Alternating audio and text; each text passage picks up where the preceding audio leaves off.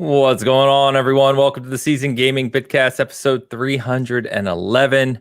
We are back as our full trio here right now, and Mr. Hardcore Hogue is back with us to talk about all things gaming. And Travis, for now, his camera is on. We'll see how long that lasts.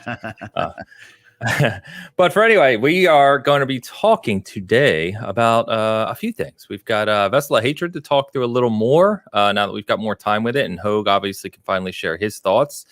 We've got Metaphor ReFantazio, another Game of the Year contender that has popped up and is excellent so far. We'll be talking about that. Obviously, these guys may not be as interested, but I want to talk about the huge news out of Xbox relating to Halo Studios, changing over from 343, the engine move, and everything else that going on over there. And I'll have some details on that. I'm going to talk about Xbox finally moving forward with their kind of mobile and streaming plan that they've been talking about for some time, and the ruling on Google. The Android store, And of course, we'll touch on some horror games as well, seeing that we're coming up to that time of the year. So, Travis, stop touching buttons. Other than that, leave it alone. You're on the screen. We can hear you. That's good enough. How you doing? I'm doing all right, man. The Elgato Corporation continues to dangle me over a precipice of disaster, as you can see by the insane flickering happening on screen. I want you guys to know, I'm very good with tech. Like, really good. I spend a lot of time thinking about it, a lot of time working on this setup, and the Elgato Corporation, they're like the Roadrunner, and I'm Wile E. Coyote in this situation. And all the contraptions I build, I just cannot get a performance show. So that's what I'm doing with my life. And sound off in the chat with what are you going through in your life that's causing you grief? Let's share. Let's start with a share, everyone. Yeah.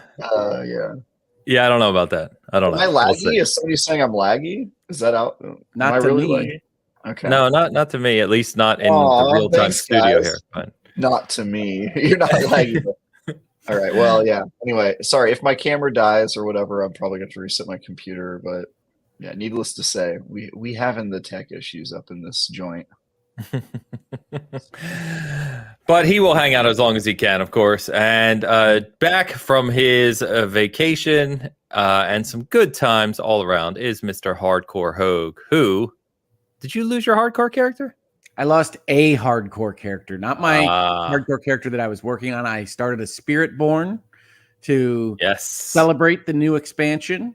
I am an idiot and didn't realize that they had changed the entire progression system of Diablo, so I could barely recognize anything when I was out there. And so I was trying to assess how to move forward with my character. So I, like a smart guy, started a new area with a new progression system on a new character with a new skill tree and didn't make it super far. So that first Spiritborn got to level 18 and is no longer with us. Nice. May his spirit rest in peace. Don't they give you like there's some sort of token to remember your character by? So in the collections menu of Diablo 4, if you make it to level 10, you will have your last, I think, 8 hardcore deaths memorialized on that screen. And it'll tell you like what they were killed by, what they were armed with at the time, how long you played as them. So that first Spiritborn was like 3 hours and change. And like I said, I got to that point. I got into a room that killed me. I was like, I don't understand. And I did not play another hardcore character after that to explore the Vessel of Hatred, at least. So my current Spiritborn is 40 something. I have a lot of thoughts about Vessel of Hatred, some of which I am sure you or the chat will adamantly disagree with, but I do want to talk about it because I've had a good time with the expansion, but I have some concerns. Okay. It does not surprise me that you're going to have some controversial thoughts, Hogue. It wouldn't be Bitcast without it. That's what I hear. That's what Twitter tells me when it's not telling me to shut the F up. So, you know, yeah, hey. I mean, they'll do that too. Yeah, they do that too. I mean, that's some good advice, though. That's just good life advice. I just really like the argumentation there. It's just really effective. It's a good argument. Arguing on the internet is generally productive. I've always said that. Have you beaten the campaign yet? No, I have not beaten the campaign. I have not accessed Torment. Okay. Okay. So yeah, I have some thoughts, particularly If you want to access Torment, I highly recommend buying some Elgato equipment. They will get you right there. They'll speed you ahead to Torment. It's like buying the XP boost in a Ubisoft game. Yeah. Alex Oh, is man. already in the chat mocking me. I get on the show. I'm here for 5 minutes. I'm already getting He's already coming at Twitter-type you. commentary. Yes. Welcome back, Hogue. Good to have you. Happy to be here. Yeah. I'm interested to hear what you have to say about it because I also gave Vessel of Hatred, I think, on the lower end of the Metacritic scoring. Like, it's still pretty good, but I think the expansion had a lot of room to improve. So I'm with you. Okay. I feel it. We'll get there. Let's talk about it. Also, Hogue saying that he didn't realize that the whole progression and difficulty thing changed. Only read to me, Travis, like he didn't read our reviews. So I know. I don't. Yeah, I you don't read read our reviews reviews? of things that I've already bought. Yeah, I don't think he read reviews, and I definitely don't think he read the guides that I've been putting out, including one of them which talks about the 10 biggest changes from Vessel of Hatred and talks about the leveling system extensively. So No, it was. I feel like he's surprised just me. been eschewing my content altogether. How dare he? I knew I was getting a new class, a new area, and that's basically what I knew. And they took Diablo 4 as it existed before away, which I think is True. is something we can converse about. That's how Yes, live we can. services work. It's true. Before we get there, though, I want to catch up on a couple things. We got super chats, of course, to kick us off, but we got to catch up on Tides picks too, because last week we didn't do it without Hogue here, and so we have 2 weeks of Tides picks, and we will begin God. with, of course, the Diablo themed ones first, which were the ones from last week. Oh God! So Please let's. don't make me look like a demon. Please don't. Oh, actually, that's better than I thought. You look like a cool demon, though. Yeah, no, I look cooler than I ever have. I For think sure. I think I'm one of the villains in Diablo 4 here. I think we're all villains. Yeah, Well, I How dare don't you. know what's Just because going a on. man has horns, you have to be a villain. Prejudice. No, Yeah. as much. Metaphor talks about, just because you have horns does not make you a villain. Exactly but as right. Diablo talks about, everyone is a bad guy, especially people with horns. So I'm gonna pretty go with- sure that those horns are just this picture's version of Ains's headphones. I think you're right. Probably. Also, I like that his horns are turned in the way that they make him look like Mickey ears. He's got a little. It's a heart. on it. I'm making a Little heart. heart? Yes. That's Yeah. cute. That's Also, cute. why does that look suspiciously like me in about 5 years? Yeah, that I mean 5 that's pretty years, dude. accurate. I hate to Hey, break shut it up! to you. Shut up! Shut up! Yes. Hogue looking good. Love it. You got some lava coming out of your chest piece. You might want to get that checked. It's an exotic. It's an exotic. Good to hear. I think you mean a unique. All right. This is Diablo. And I look I'm Evil. Still ginger. Still ginger. Yeah. Honestly, also this incredibly pale. I'm not gonna lie though, if I could look like that by being like a Satanist, I would do it. Also, why do you have Mike Tyson's tattoo? That's just my thing, dude. Or it Yeah. might You be look like you're right out of Masquerade or something. Yeah, it does kind of look. I look very vampiric. If you show this picture to my wife, she'll be stoked. She'll be like, "Yeah, that's what I see when I look at you." Gross. Wow.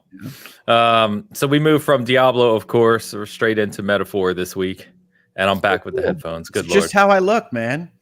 Dude, Hogue, what's wrong with you, bro? What happened? Why do you always get the swag here? That's Also, how I love look. that It twinked me up pretty hard in this one. I'm pretty twink. It's pretty good. I mean, yeah, AI is pretty Ames, smart. here's a good question. As somebody who has never known you to have hair, what did your hair look like when you had it? Did it look Just like exactly like that. I gave her a picture. Yeah, that's it. It No, was I'm blue serious, and though. like. I would not be surprised if you had like a mohawk when you had hair. No, swear. I had literally what you see now, just a little more of it. No way. Yeah, I did. I shaped. I Okay, told you this. as a I've shaped. 14-year-old. This is Oh, what as you a look like? kid, I had As a kid, I actually had long, kind of wavy hair. Yeah. Okay, that's what I want to see. I want Yeah, to see yeah. long wavy hair Ains. That sounds Yeah. fun.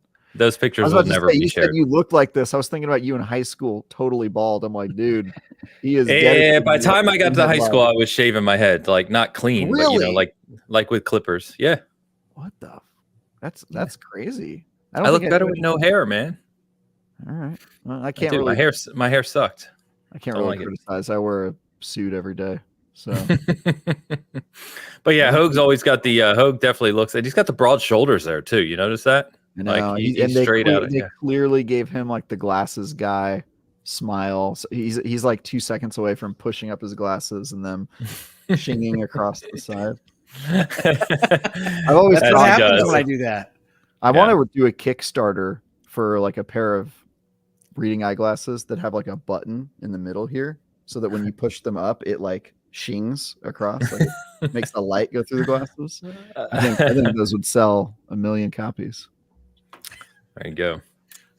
All right, Ty. Thank you as always. Where are we here? Let's get back to it. So, all right. Well, let's jump into. Oh wait, we got our super chats. What am I doing? Excuse me. Got a bunch of super chats. Yeah, I apologize. Excuse me. Googleman, kicking us off. Let's get it. Googleman81 offers 10 euros and writes, looking at the VR market, not sure where to place the HTC Vice Focus, apart from Meta owning all the software IPs, of course, chocolate, potato, chips. Yeah, the HTC I would put in the same bucket of PlayStation, which is cool tech. Not really sure what their market is. I think the PC market is especially a jungle when it comes to VR because you can buy one of 7 different headsets Very and they all open. work on the same games. It's very open. Yeah. The HTC used to be really competitive. Now I would say they're less so, but just in general, PC is less competitive now that you can play wireless on a Meta Quest and that sort of thing. So it's interesting. I don't think I'm going to get this one because my PC VR setup is pretty strong still, but it's good to have more options. Yeah. Yeah. And chocolate potato chips are amazing, by the way. I would not take though. I don't What? know. Have you ever had them? I have not. They're really good. I'm also not really like a savory, sweet guy. Yeah, it's Like, sweet and salty. Yeah, I Salt don't really make the chocolate jump. I agree with that. I don't like it when they put salt on my cookies. It upsets me. There's salt in like every cookie. I know, but you know when they put He means like sea sprinkled, I salt think, on the top, and I'm just like, I don't don't. do that. No. Yeah, I Really? agree with you there, Really Travis. not. I don't like it Really? either. They do. This is so common. Like all the fancy cookie places put like a little bit of sea salt on top. I am not eating fancy cookies, Travis. You're probably more of a Nabisco boy, aren't you? I think I'm more of the ones that are in the Meyer like rack that you pull out that have the little plastic cases. Huh? First You of all, mean I've like, never heard of- like Oreos type thing? Like when you slide the plastic? Is that what you're talking No, like about? when you go to the bakery section of your local grocery store and they have the little clear plastic cases of cookies they made maybe within the last 5 days. Yes. Okay. I'm Okay. sorry. I've never heard anybody when I asked them about their cookie preferences say I'm in the mire. That was just a bizarre way to open the sentence. But I love it. No, I get it. Yeah, those are. I know what you mean. Those are the basic cookies. Yeah, I am basic. I don't know what to tell you. I'm in California. We are a little extra, especially when it comes to food. And yeah, they love the salt on top. I don't like it. Yeah, not a Salt on fan. top, I mean. Googleman, thank you as always for kicking us off. Shout out to the legend herself, Vintage Willow, for gifting 5 SG memberships. Thank you as always, Vintage. And even more of a legend, she follows it up with, she has candy corn ready for Foodcast. There you go. I feel ashamed because I don't have candy corn ready. I told the story last week. I was trying to order a new brand of candy corn. It's sold out because why wouldn't candy corn sell out? It's the best. But I will have some for next week's show or the show after that. Before the end of the month, I will have some candy corn on the show for sure. Vintage Willow, I hope you were watching Bitcast this morning from atop your porcelain throne because you're going to need it. No. Vintage, thank you as always. Tao with a member comment. Tao Zochi, member for 23 months, writes, Sup chat Bitcasters. If you like Skies of Arcadia, check out Sky Ocean's cool indie. Also, don't play on hard, got smoked, first battle. Don't play on hard, got smoked for. Does he mean in Sky Oceans? And Sky I Ocean. assume? The Oh, cool okay. Indie. Skies of Arcadia. That's a throwback. Shout out to Dreamcast, right? GameCube. I think they had a PlayStation version as well. Am I thinking of the right game? Yes, If you I are. played, Okay. if I played that game, it would have been on GameCube, I think. I think I still have it. Maybe I got to look. But very cool. Very cool, Tal. Thank you. Big Man Mo's back. Good to see you, Mo. Big Mad Mo has been a member for 20 months and writes, shout out to panel. How have y'all been? Ains, blink once for yes and twice for no. Does new Halo feel like Halo? Metaphor is fire. I'm really Yeah, it enjoying is. it. Yeah. I wish I could say I have played anything to do with this new Halo project, but Mo, we will be talking about it. I think as you well know, having followed me and the information for a while now, it was nice to see all this finally come to light and be announced formally. So we'll get to it for sure. You were And- pretty hard on when this first was like rumored, you were pretty hard on that's never going to happen team. The weren't you? engine transformation, I was, yeah. I'll own that for sure. And then once the info kind of spread a little more behind the scenes and more evidence came up, I was like, okay, looks like they're doing it. So yeah, I'm guessing it's because of I'm sure we're going to get into this. Since we're going to talk about it. Okay. Yeah. The thing that really annoys me, which we'll talk about though, is the fact that once me and a few others really did confirm all this stuff, some of the people who are now talking about it and excited came out and said it was all false news and wasn't true. And, the people who claim to be insiders, and it's just like, okay, we'll see. I think you remember me saying that, Travis. I was like, we'll see. Yep. Yeah. Interesting. Anyway, Commander Shepard's here. Commander Shepard offers €2 and writes Travis. Period. Travis. I think So, it's Travis. I am very used to reading that. My coworkers write that sentence, just Travis with a period, anytime I make a joke that is out of line in the Slack channel or Discord or whatever. Travis.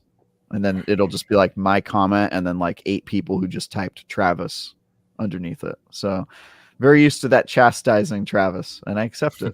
You're welcome. I think his was more like as it's Commander Shepard. His was more Correct. of a Citadel. Yeah. Travis. Yeah. Shepard. Random name.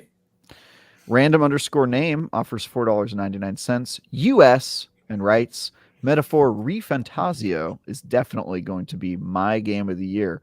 You can Fair. say definitely, but it's still October. You don't know, man. The world can change. The world can change. I mean, There might not also be true. a game of the year, I guess, from Travis. Or there might be a better game in November. Who knows? Yeah, we'll see. Maybe Yeah. the game I reviewed this weekend is better. You don't know. I do know. It is Yeah. not the case. How do you know? You know what I'm reviewing? Yeah, we talked about it. Anyway, thank you, Random Name, as always. And Debbie W. Debbie W offers $5 and writes, Rick, this is what it's like to be a WoW player when an expansion launches. It's why I rage quit my Paladins when Cataclysm launched. I will admit, as people who watch the Bitcast know, I have not been this invested in a continuing service game before. And so I am not as used to the trials and tribulations, the waves of positive and negative that happens with these games. And one thing that I definitely want to talk about with Vessel of Hatred is they're moving significant parts of their economy in the way that the game progresses in a way that, at least as someone that's played basically every season and every change, feels a little bit like they don't fully know where they want to go with how these things feel in real time. And some of that is, as we talked about with the Loot Reborn season, it's clear that players got much more powerful than they were right before that season. And the game started feeling different. And some of that is wheeling some of that back. So we'll talk about that with respect to Vessel of Hatred. I'm not sure about some of the changes. I'm sure that's normal. But it does feel like the game that I've played for 200 however many hours is gone and exchanged for something different. So let's go ahead and segue, because that was the last super chat we had this morning. So Okay. I'm now at a point where obviously reviewed it, Travis and I did, but I've played pretty much nothing except for a few hours of Metaphor just before the show here. And so I'm all the way back to Torment 2 on Vessel of Hatred with my new Spiritborn. I'm Paragon 104, 3, something like that. So I've spent a lot of time this week, and I definitely have some other thoughts I want to get to. But Hogue, you weren't here last week. Travis and I talked a lot about the specific features of Vessel of Hatred, what's in the, not just the expansion, but the core game changes, everything this season, right? So as you just kind of alluded to, you've played this game a lot. You really enjoy it. You're not what I would call, well, maybe, I don't know. You're not what I would typically think of as like a hardcore min-max Diablo player who's putting thousands of hours, but you have put a lot of time into the game and you really enjoy it. So as we get into Vessel of Hatred, you've got the continuation of the story. So let's start there if you don't mind. And then we'll talk about the actual core game changes to like progression and other things. So how are you enjoying the actual continuation of the story?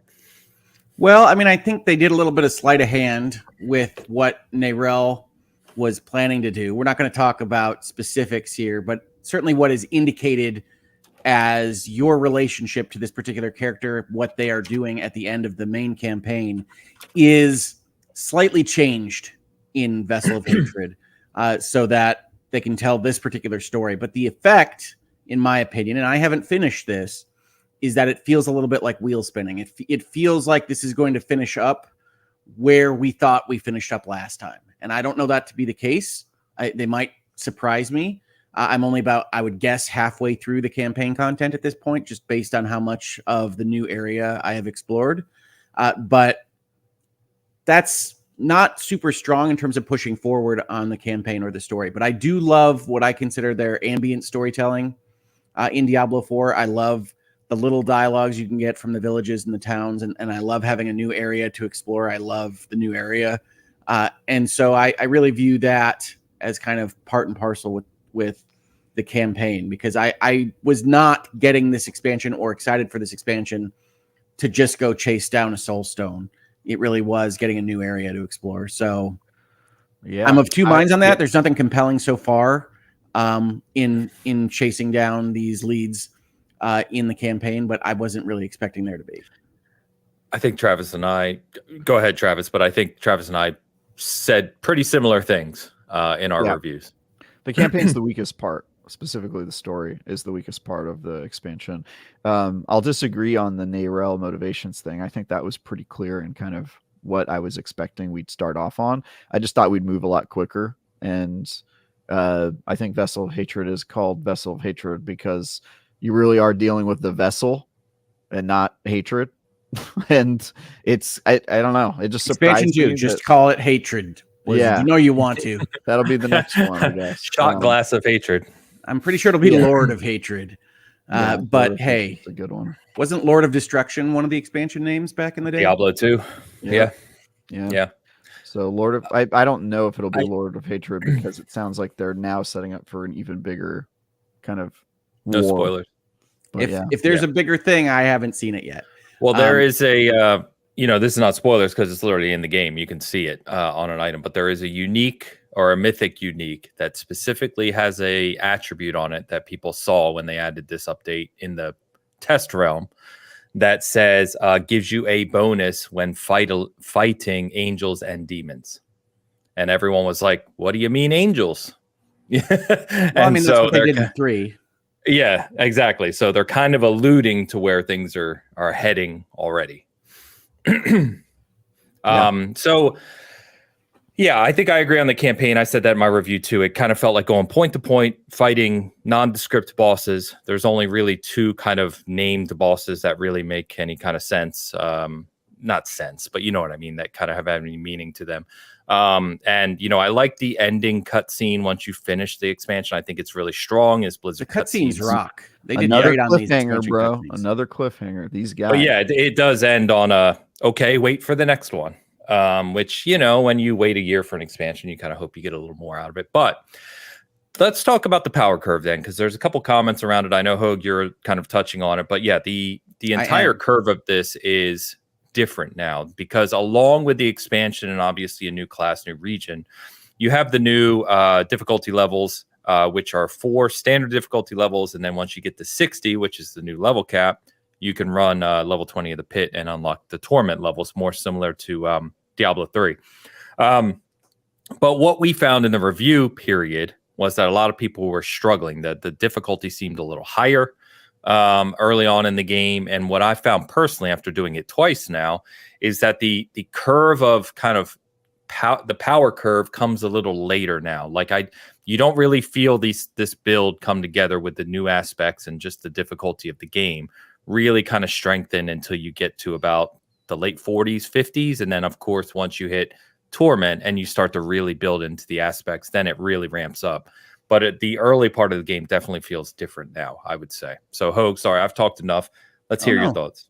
No, I agree completely, actually. I think that there are points in time based on what they have done with the economy that I really like, right? I do think that a tighter economy, having more resources that are more important in difficulty, buying everything that you want is good for a game of this type, but it's much tighter than it was. And there are points in time in particular where like the items are at level 350, where you're between power curves and you don't get the resources you need to make the jump until you start sharding the things that are higher power than what you have currently. And there's like a little trip there that I don't love. And you get stuck at about like between 350 and 400 for a little while in a place where you don't feel like you can go up to like expert, and you don't feel like you can stay at hard because you're not getting enough stuff to make that leap. And so I think there's some tweaks to be made there. But more importantly, for what they've done here that I don't like is they've introduced a certain amount of ambiguity as to where you should be and what they want your experience to be, right? So in the previous version of Diablo 4, you had World Tier 2, and then you would get to level 50, you'd do their capstone dungeon, you'd have the right to go up to World Tier 3, you'd have fancier items that you could get there, and then you would feel a little bit underpowered for a moment as you gained up the levels necessary to play in World Tier 3. And then the same thing would happen with World Tier 4. So you had this kind of strict mechanical progression, and you had a notion of what the developers wanted you to feel like as you progress through these power curves and this moment in time in your playthrough of the game. Now, you've just got kind of standard difficulties for, I guess, what is the pre-end game now, without a world tier at all that just has normal. I think it's normal. It might be standard, something else. Hard, expert, and I can't remember. Penitent. Penitent, yes, sorry. I have to start getting into the religious terminology. A penitent man. Yeah. Yep. He shall pass directly into torment. And so, in my opinion, I know I've said this on Bitcast before, I don't want to be in charge of figuring out what the game is supposed to feel like.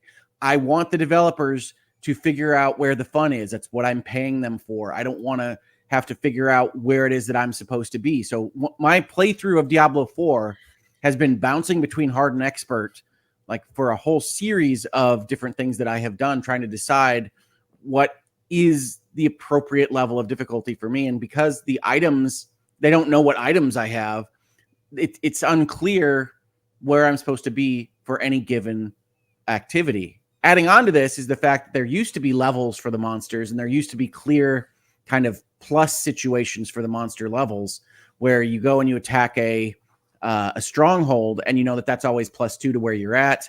And so you know that that is supposed to feel a little bit different than just wandering out in the world. I think that still exists behind the scenes. There appears to be things that you can do that feel a little bit different, but because they've taken away the monster levels, all they've added is ambiguity as to whether or not this is supposed to be something that feels significantly harder, or that my build has fallen apart or has fallen behind the curve. And with that added ambiguity, I'm not enjoying it as much as I was before they took that away.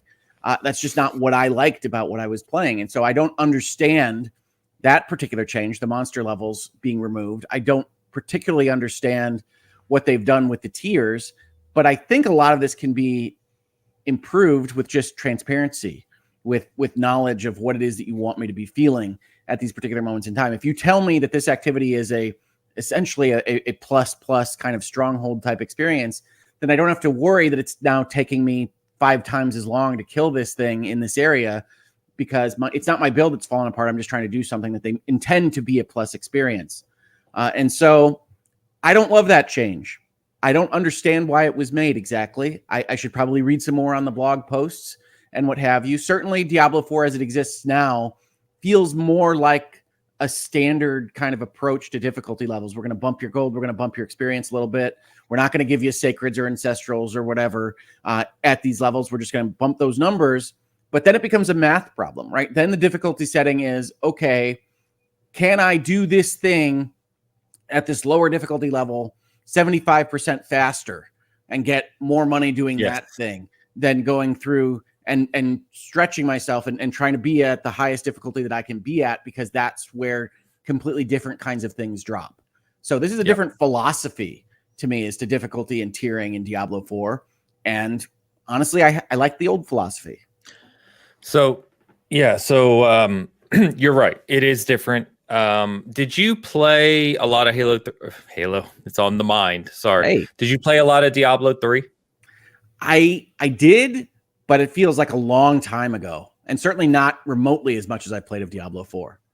Okay. So what happened for those who don't know, in Diablo 3, they started very similar to how they started Diablo 4. There were 4 levels at launch. And then basically what happened over years is they broadened that out. They gave the freedom back to the player to select what level you want to play on, very similar to what Diablo 4 is now.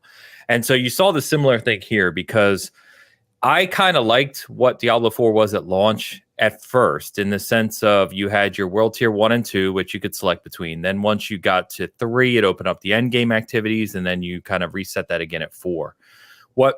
And I don't want to speak for other people, but what people were complaining about, and Travis, you can speak to this too, of course, is that when you went from 2 to 3 and then 3 to 4, it felt like you were resetting all your loot over again. So it's like you hit this cap, and now, oh shit, I've got to hunt for all this stuff, because you go from normals to sacreds to ancestrals, right? Yes. So basically what Blizzard has said in their creator blogs and what they've talked about this is they went back to more of a system like Diablo 3, which is you have your pre-end game and your end game levels, and then you let the player decide how much they want to be aggressive. To your point, Hogue, the player decides how hard you want it to be, what kind of benefits you get, and what's your best course of action. Well, with no transparency as to what the difficulty's doing now. You just go in and you feel it being harder. And it's like, okay. No, they give it to you on the page. On what page? When you select the difficulty. When you're on the difficulty. They do not. The difficulty selection is for people that have a few legendaries, or for people that have tempered legendaries, and here's the bonus to your experience and here's the bonus to your gold. They don't say what is happening to the monsters at all. This is all pre-torment, Travis.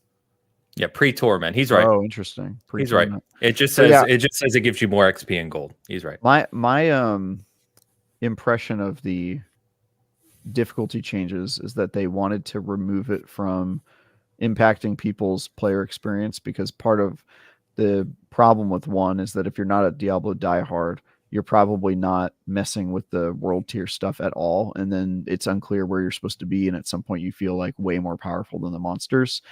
In this one, you can play it on normal and still get a kind of level experience throughout without messing with the world tier difficulty. So like the way I played it and the way I recommend other people play it when they're not at their first end game character is to just play the game on normal until you get to max level, and then immediately switch to torment when the game like tells you to do that, right? Because there's a part where once you beat the campaign, it's like, hey, now you're a max level character, go do this activity and unlock torment 1, and then you do, and then you switch to torment. So I think the world tier changing, especially pre-torment 1, is really just for people who like want to min-max their time or up the difficulty to make it a little less like you're just steamrolling the game during the campaign or what have you. But they're trying to make it, my impression anyway, is that they're trying to make it less about like players having to manually adjust the game to make it feel good. And I think that's what they landed at. I literally have to bounce between hard and expert to figure out what it is that's going to feel good in any given experience with it changing on the fly. Have you tried just playing on normal? I have not played it on normal, I don't think, for 1 minute. But hard gets too easy, so I don't think normal is the solution.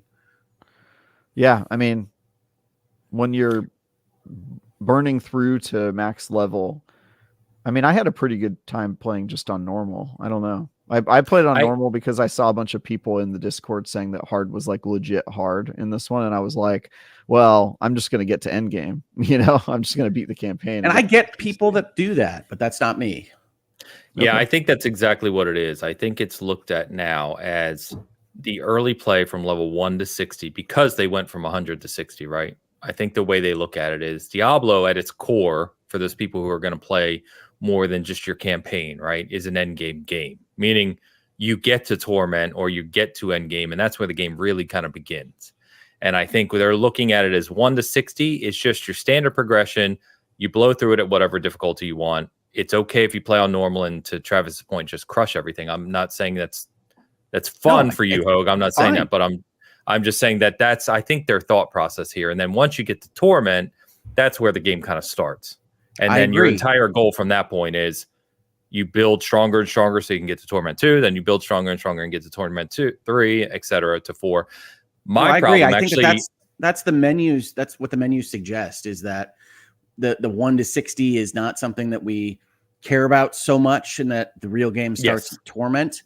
But to me, that feels like they just took away what I was doing, which was playing through these events and things and getting to Paragon status and getting up to tier 3 and then tier 4 and having these moments in time where I had accomplished something, and then having to fight through some of the increase in difficulty levels to get to the next capstone in the next tier. And now it's like, we don't care about you until you get to torment. It's like, okay, fine. But it's more that they took away the, like, what I would consider like the monotonous part of making a new character, which is trying to actually get to the part where you're earning Paragon points, and especially the grind to getting max level. But they, like, I guess the trade-off, Hogue, is that the end game feels a lot better. You get there faster. It's very clear when you're done earning skill points and now you're just earning Paragon points because your level completely changes. You stop leveling your character and start leveling your Paragon, and your Paragon is shared between all of your characters. And so you're gaining progress no matter which character you play on. I saw that. Why is the Paragon shared across characters? That seems like to give you a meta progression. Give you meta progression, right? Because there's 250 Paragon level, or 300. Actually, yeah, it's 300. I was thinking the 50 didn't count, or the 60 didn't count, but yeah, it's 360 levels, 60 character levels on your character, and then after that you're earning toward your entire account level, right? And so you're eventually. I'm here to build characters. I don't even know what a meta Paragon point is. And again, I haven't gotten to torment yet, so I'm speaking without knowledge as to what they're doing over there now. Yeah, and I think the other thing too is you ask why they do that. If you play like other ARPGs or loot games like that, that's almost a standard, Hogue. Yeah, I have played other ones, but I landed on Diablo 4 because they were doing something different.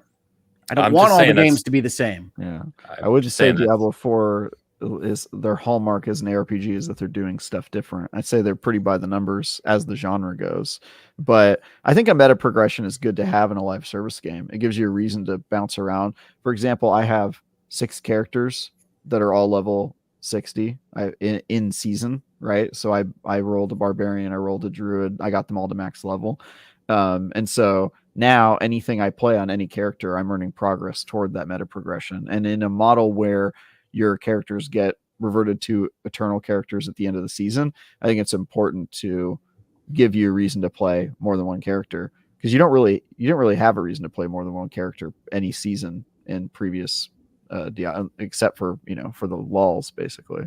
No, I was doing one character per season. Yeah, and so now you have a reason to do more than one. And I love that the grind to 60 is pretty like quick. It gets quick, and then you've got your build. And then the reason the end game feels better is now you're not throwing out every item you've ever earned and replacing it with a new set of items every time you up your world tier difficulty. You hit like the max item level, and then it's about just like getting better affixes,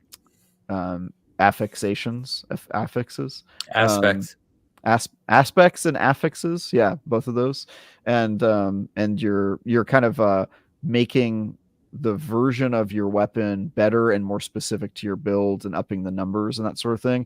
And so I think the trade-off, Hogue, is that yeah, it's a little confusing when you're getting to 60, but the 60 it goes by really quickly, and then when you're at 60, the end game feels a lot better because of the changes they made. Well, I clearly don't play it like you or that others do that Blizzard is responding to on these things, because I feel like I've played it a lot since it came out, and I'm at level 43. Now, I did have one Spiritborn that died, unfortunately, so I could be a little bit higher, but I probably wouldn't be rocking Paragons all over the place, even if I had just played the one character. So to me, and this is live services, I get that. I'm not going to tell Blizzard to do anything different than what they're doing. I'm just going to say that as it exists right now, I think I like it as a progression system a little bit less than I did before they changed it. And I presume that this wasn't Vessel of Hatred. This was in their main kind of update. It is. Diablo 4 is just gone as I knew it before Vessel of Hatred came out. So, hey, that's fine. These things happen. I get that. I can't play Concord anymore. These things are okay. But I can sit here on the conversational podcast where we talk about how we feel about games and say, not sure about that one, guys.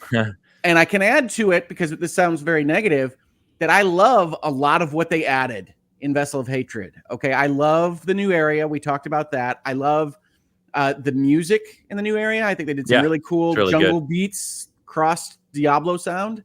And I really like that. I really like the mercenary system. And I like that they all get their own little ambient stories. So that it feels like they're in this world. I think the best thing Blizzard has done with their open world sanctuary is give you that ability to kind of have a Witcher experience where you wander into town, you hear what's up with these guys, you maybe get a side quest or two, and have some connection to whatever area that you're exploring at that point in time. That's my favorite part of what they've done with the Diablo 4 world. And I love that. And I still love the kind of loot reborn changes, and I love the tightened economy, because what it used to be was that the reason you were overpowered is that you would get whatever items you kind of liked the best, and then you would add whatever specific legendary affixes you wanted to them. You would temper them exactly how you wanted.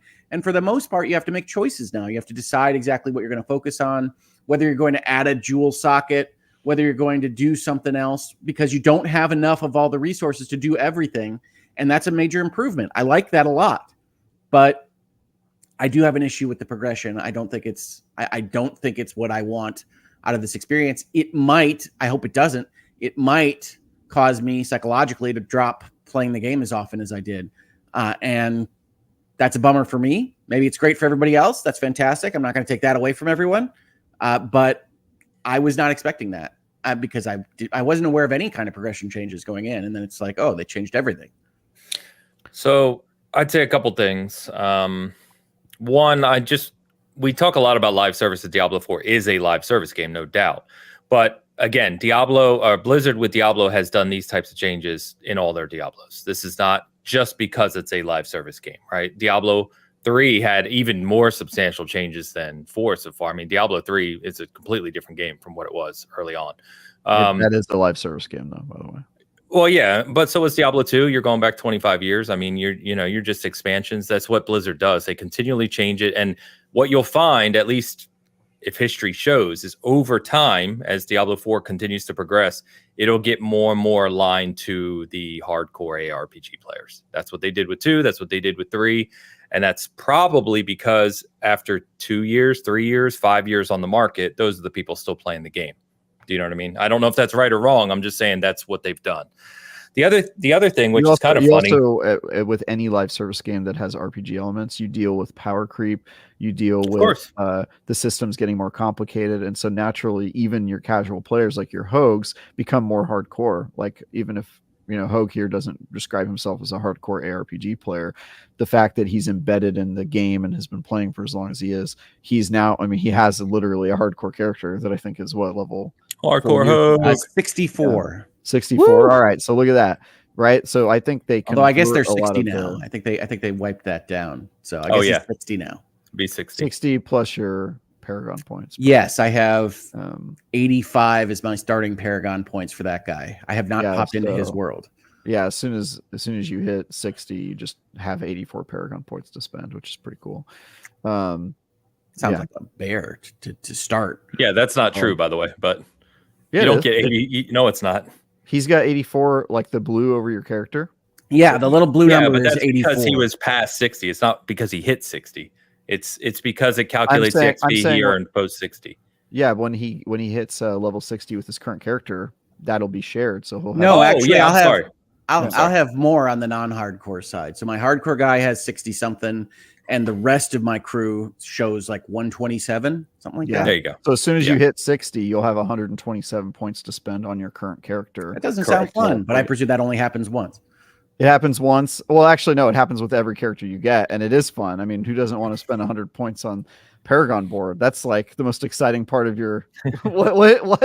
Why don't you want that? I'd spend 100 over time, one at a time. I don't want to sit there on the Paragon board and figure out how to spend 100 points. How long does it take you to spend a Paragon point? Follow-up question. Well, if I'm trying to plan out what I want to do with them, yes, you can just hit the button for any random Paragon point you want to spend. I mean, it's pretty. I feel like everybody does the same thing, right? You bum rush the rune, you bum rush the legendary perk on each board, and then you kind of expand around it to try to meet the rune requirements, and then you go to the next Paragon board. I mean, I was able to get like my Paragon boards maxed out in the last one like pretty quickly because there was a bug for XP, but that experience of just like sitting down and working on your build, I feel it like is a lot of the reason people play Diablo. So I don't know. Maybe you might like be right, man. You haven't tried between you two. You haven't tried 127 point spend, Hogue. So maybe you'll. I have not. I've not lived that life. It's quite an experience to be like, damn, I've got some real spending money here. And how did they arrive at that number? That's because of the players I had played before we got to this point in time. Correct. That's your character level. Yeah. Yeah, so basically, like I had 2 level 100s, so now they are both 60s with 201 Paragon points, and it's the XP you had earned if you got to 100, and then the Paragon at the prior Paragon, right? They it's an XP curve that they basically just assign those points to. Yeah, and they did it. To be clear, they did the same thing in Diablo 3. Yep. Yeah. In fact, Paragon in Diablo 3 goes to 6,000. So now it's a different system in Diablo 3. It's much more simple. But anyway, so the funny thing about your comments, Hogue, what I was going to mention is, and I mentioned this to you, Travis, during the review period or last week, one of the times, and I said the one thing that concerns me late game is that they flattened the legendary and uniques to 2 now. So there's max item power is 750. And that's your normal legendaries and stuff. And you can start getting those in your level 50s. So Hogue, you'll start seeing those probably by late 50s. You start seeing level 750 legendaries, which is the highest. I think I'm at the high 400s right now. So okay. So then you obviously start seeing way more of those once you hit Torment, right? So you get a lot more uniques. And in fact, to be clear, and Hogue, this may drive you nuts, and I'm sure you don't know this yet. Some people like it, some don't. Once you switch to Torment, only legendaries drop. You no longer see blues or yellows. They instead of getting blues or yellows, it's actually a good change. But instead of blues or yellows, they just give you the materials that you would have gotten for breaking them down, or the gold, because like that's the gold. That's part of the resource management is deciding whether to sell them or. Yeah, I mean, you're not gonna have a problem with gold. No, they changed that curve too. But yeah, you only see the legendaries now. Although 14 million to get the highest level gem is pretty crazy. You have like 150 million and gems. It costs 14 million per.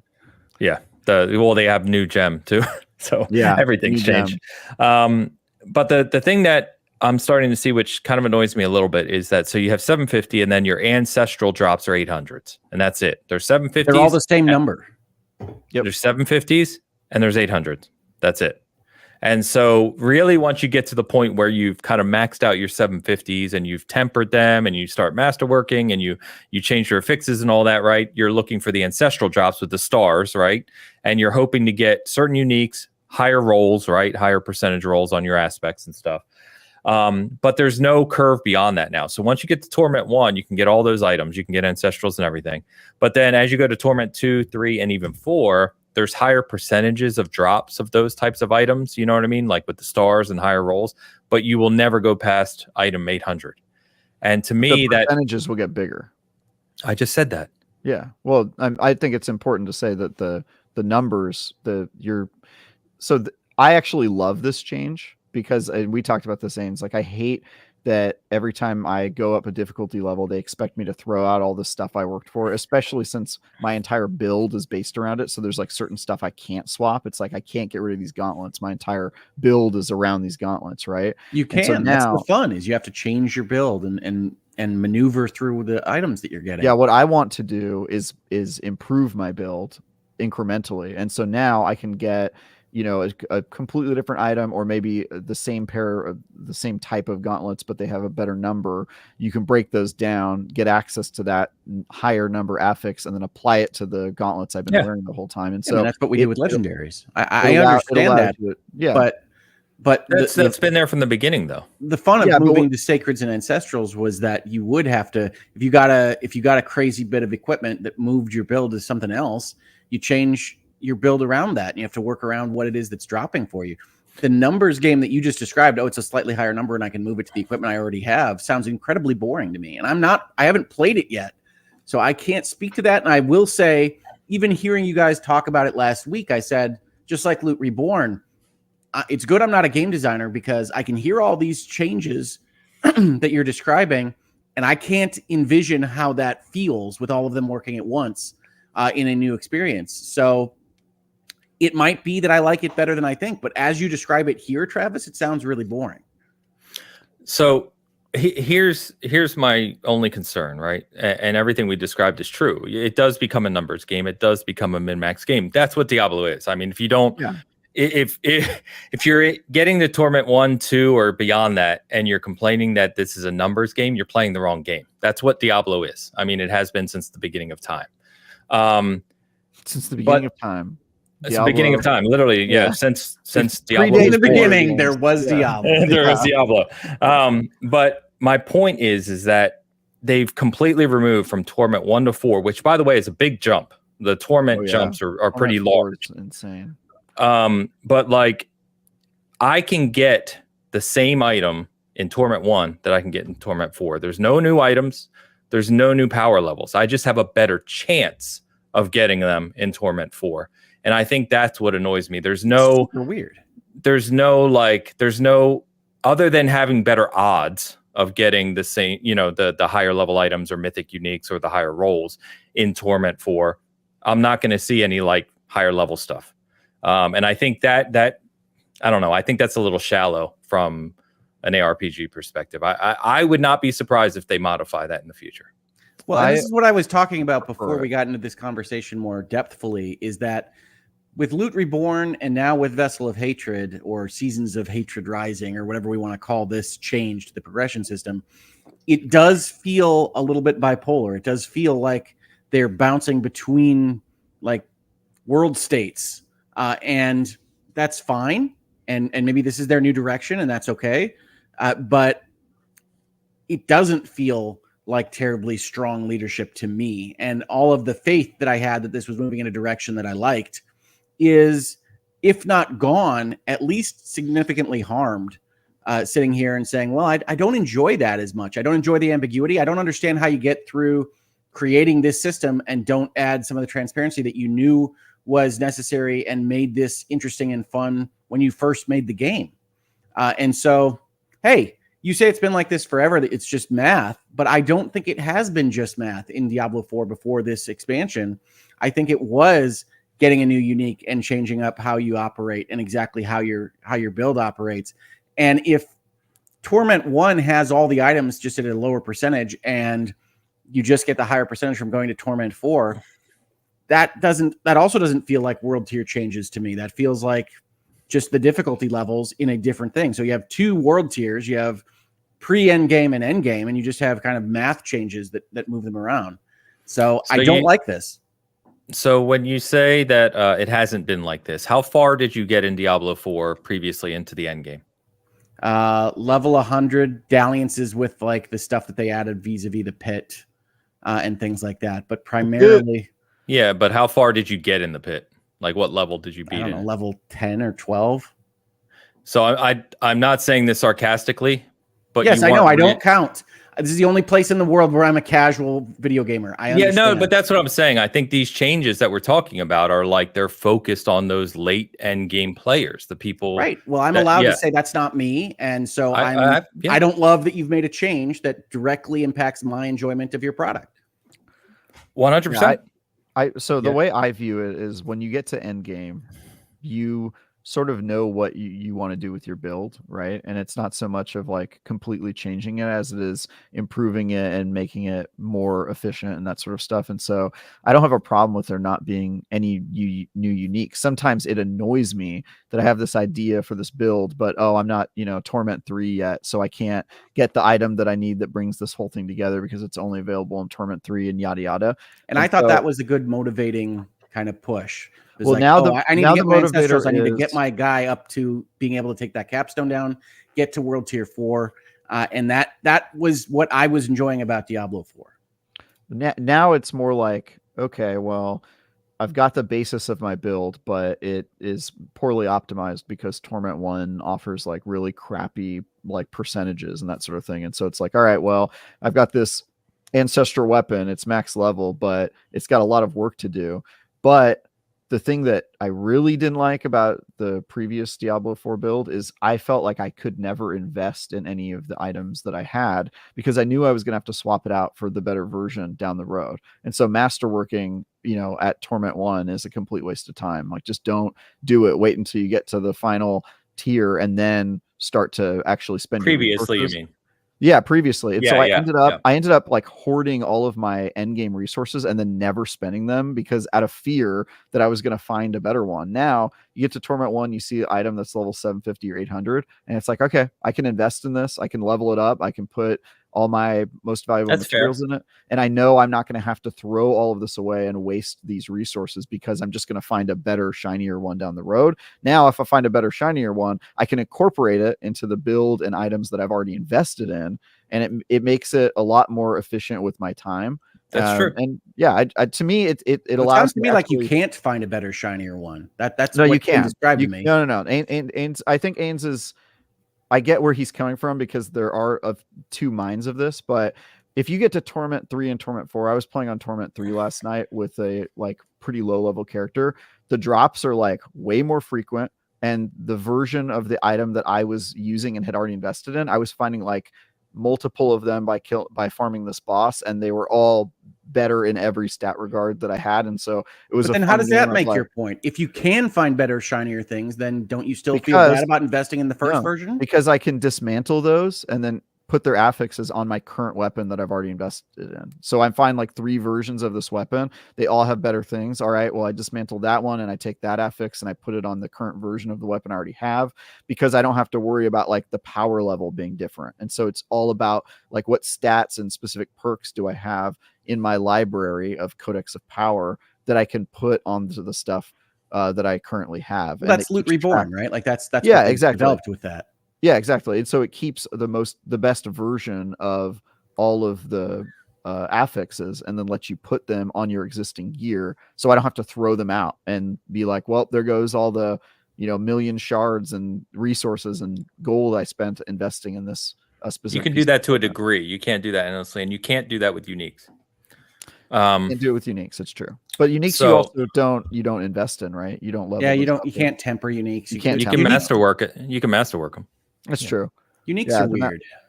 Uniques do act in a weird way. And then also the Dark Citadel item lets you reset your, is it tempering? Your tempering count? You know that thing? 2000? No, it's your it's not your tempering, it's your yes, tempering. I'm sorry, where you can re-roll the affix. Yes. Yeah. And so it lets you continue to re-roll the affix without like breaking your equipment. And so I think they've made some really smart changes to like, the people that aren't super stoked about the idea of like, all right, even though I'm in the end game, I'm not in the real end game, and until I get the final world tier difficulty, I should just assume that I'm borrowing all of this loner equipment until I find the literal perfect. This is a problem I have with Destiny too, is people love the randomness and the like, oh, well, I want a reason to grind this 80 times. And I'm like, because it's fun to actually play the game and not just to get to the math spreadsheet at the end of things. That is the game. No, it's not. In ARPGs, that's the game. No, that's apparently the game that you want to play and enjoy your spreadsheet, Travis. But it's not the game that I bought. It's not the game I've been playing for a year and a half, and it's not the game that I wanted to play. Well, it is the game you bought. It You is bought a live service. So I think they're well, one, you're never going to make everyone happy with this. So Blizzard knows that. They've tried for 20 years. It's never happened yet. The other thing, I think what I would like to see, and I guess what I'm saying, Travis, is I would like it if in Torment 2, 3, and 4 on a progression, I'm not saying you have to completely do it like they did the tier 3 and 4 earlier, right? Where it's like, now I'm in the new world tier and I throw everything out like that. I think that was too much over here.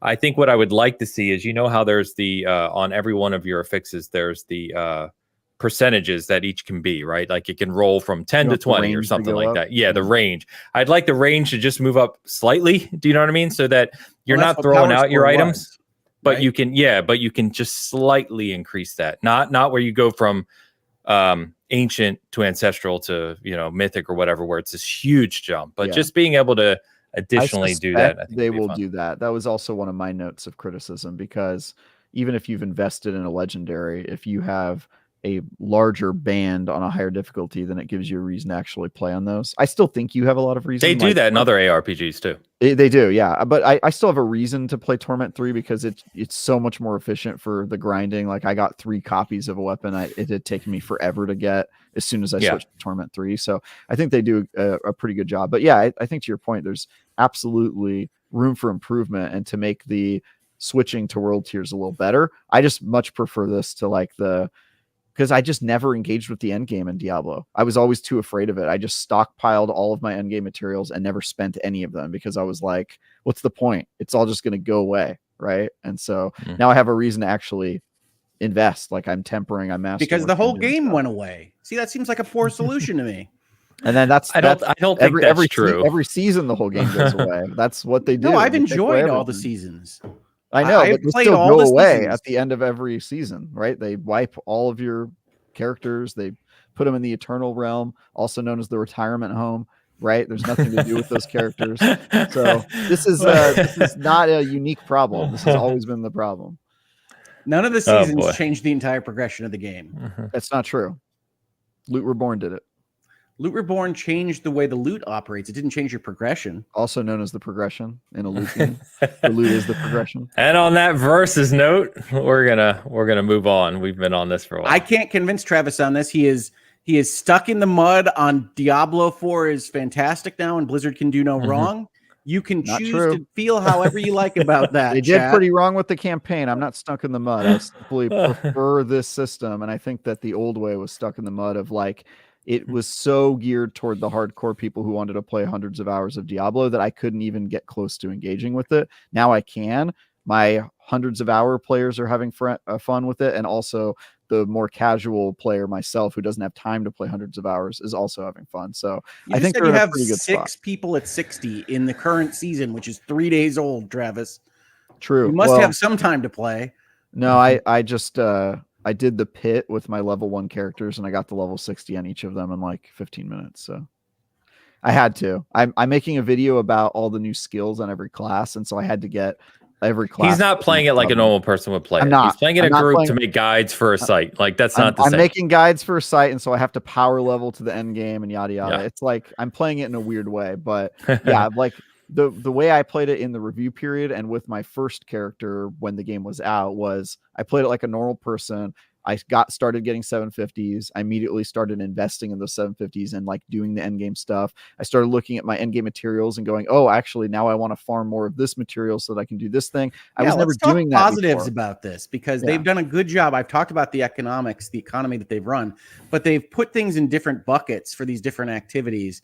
And it really makes you bounce between the activities that you're doing and figuring out which way you want to go with the resources that you're acquiring in a really smart way. Like there's a lot of really good, smart stuff. And there seems to be like an almost infinite number of things that you can do when you want to play this game, which is really nice. So which gets even broader at Torment, Hogue. Like it does. Whereas before I just never even looked at my endgame materials or like thought about which activities I should run because that was just for like other 100 hours of players. Now I'm actually doing that, and it's I just think the end game is really strong. I totally get what you're saying, Hogue, as somebody who hasn't engaged with the end game yet, and you're kind of looking at it like, well, I don't like the early progression, so I'm probably not gonna like the end game. Give it a chance. I think as a fellow not as hardcore player, like somebody who doesn't play in the thousands of hours every season, like my buddy Kevin, that you'll probably find yourself engaging with it more. Maybe. Yeah, no, I've played it this week. I've enjoyed what I played. I love the art. I love the music. I love the way Diablo 4 feels. I talked about that. I'm just not sure that this progression system is going to keep me playing every season like the first one did. We'll see. Okay. We'll see. I don't know either. All right. Well, we've talked about Diablo for a while. Let's get a couple super chats here that came in. Don Lionheart gives $10 and writes, sorry, I was reading comments over here. Don Lionheart offers $10 and writes, "Hello all. Veiltober marches on. Played Mafia 2 for the first time since launch. It's awful. DLC is worse. Mafia 1 is much better. Mafia 3 next. Annual Eliza Schlesinger show on Thursday in Charleston." Is that a singer of some kind? I was recently just introduced to Sabrina Carpenter, and I don't know what y'all see in her. I apologize for this. You'll get another hot take here, but I watched videos on my social media about how awesome she is as a singer, and I swear to God, it doesn't sound like she's singing anything remotely like what's in the backing track at all. So well, get ready for a question. Who? Yeah, Sabrina it's this Carpenter, little blonde girl. Let me tell you, she is a short blonde lady. She was a Disney actress. Of course she was. One of those child actress people. I know a lot about Sabrina Carpenter because my wife is obsessed with her and has pit tickets to her show in San Francisco later this year. So ask away. I'll tell you about Sabrina Carpenter. All I can tell you is I was watching playoff baseball. She's a pop star. And they went to commercial with espresso. And I was like, what? What are we doing here, people? Espresso. She's a pop star. That explains why I don't know. Espresso is a pretty good song. It's an earworm. It's the stupidest lyrics you have ever heard in your life. But it's fun, Hogue. And if you watch her show, it's fun and silly. And yeah, her stage performance. She's got a cartoon. She sits in a bubble bath. It's fun. It's fun stuff. Look, I'm not a music guy. I don't know. Look, I understand I'm an old man shouting at a cloud on this. I get you really are. I'm just saying it was social media that introduced me to this person I didn't know existed until 5 minutes ago. Well, you should have known she existed because she's been opening for Taylor Swift for years. Come on, Hogue. Come on. Man, you're lucky I know who Taylor Swift is. Yeah, I've not. I don't even know if I've heard a Taylor Swift song, but I do know about Sabrina Carpenter a lot.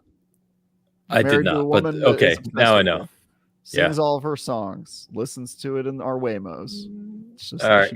Waymos, nice. Continuing on from Don here. Don Lionheart, $5 to write. Also, I advise everyone to explicitly not knowingly fly into potential natural disasters.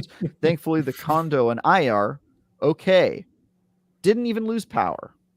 Yeah, he was flying into Florida the day before Uncle Milton hit. Yeah, so we were kind of concerned. Actually, we have two people in SG that are down in Florida, but luckily both are okay.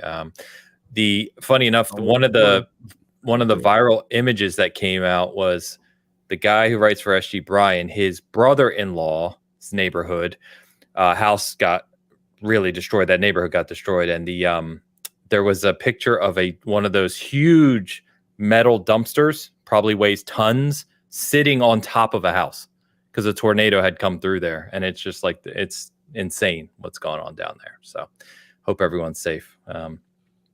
Don, thank you. Mr. Game Positive. Game Positive offers a wrench and $2.79 Canadian to write. Will switching to Unreal stop the Smurf invasion? Maybe. He's talking about Halo. I can talk about Smurf. He's joking. So if for those who don't know, a Smurf account is where in a free-to-play game, you're a very talented player. You don't want to play against people your own skill level. You just want to stomp on people, and so you create a new account. Why would anybody want that, Ains? Oh, don't get me started. Don't get me started. Halo forever, dude. In Halo 2, people used to use the Xbox 14 free trial days of Xbox Live to do this. We used to just sit in lobby. sit in lobby to make and you feel good about yourself because you can kill people who aren't as good at the game. That's right. And That's I love literally it, people Hogue. who aren't as good. That's literally it. Doesn't the feeling good about yourself diminish when you're just... You're going to ask logical, smart questions, Hogue. You're not talking to these people. These are people who don't think that way. Some of them are streamers. So I encounter this in the live service multiplayer world sometimes, where they're like, "Oh, skill-based matchmaking is bad. It ruins my highlight reels, so I can't make a reel of me just like raffle stomping a bunch of people because I'm playing against good players." And I'm sure it is bad for streamers, because I just get that feedback a lot, is that, oh, well, I'm playing against like the top 1%. But matchmaking is good for normal people who actually want to enjoy matches that are competitive and that they win 50% of the time, because somebody has to lose in a multiplayer match. But the Halo community for a very long time, all the way back. It's not to just Halo Halo. It's yeah. any free-to-play I think shooter. Halo was the first one I ever experienced where people were in lobbies just like killing themselves and betraying teammates to lower their skill level in the ranked Halo playlists. Can I ask a follow-up? Sure. Why are they called Smurfs? Ooh, that's actually a good question. I think it's because a Smurf is like a I don't know how that originated. Honestly. Is it drug terminology? Like the people who go and I think I'm not sure. Small I don't know. creature. Aren't there's Smurfs in like the drug world, right? Like the people that you go to spend to go buy fentanyl. Those are called Smurfs. See, them being small doesn't make sense. If they're a really strong thing in a new account, they're not Smurfs. They're like juggernauts pretending to be Smurfs. Oh, here you go. New Spin's got us. Google says the term Smurf in gaming comes from two top players in the game Warcraft 2 who created new accounts to play against other top players who would avoid them. The players chose the names Papa Smurf. There you go. Can I look you up? There we go. History lesson on Bitcast today. But there you go. Anyway. We learned something. But Smurfing is out of control in Halo right now. It's real bad. Anytime I play, we get a Smurf. So it's Halo competitive. It's 4-on-4. There's a Smurf in our match probably 50 to 75% of the time. Why would the engine changing affect this? It wouldn't. He's just being goofy. That's just Eric being. Yeah.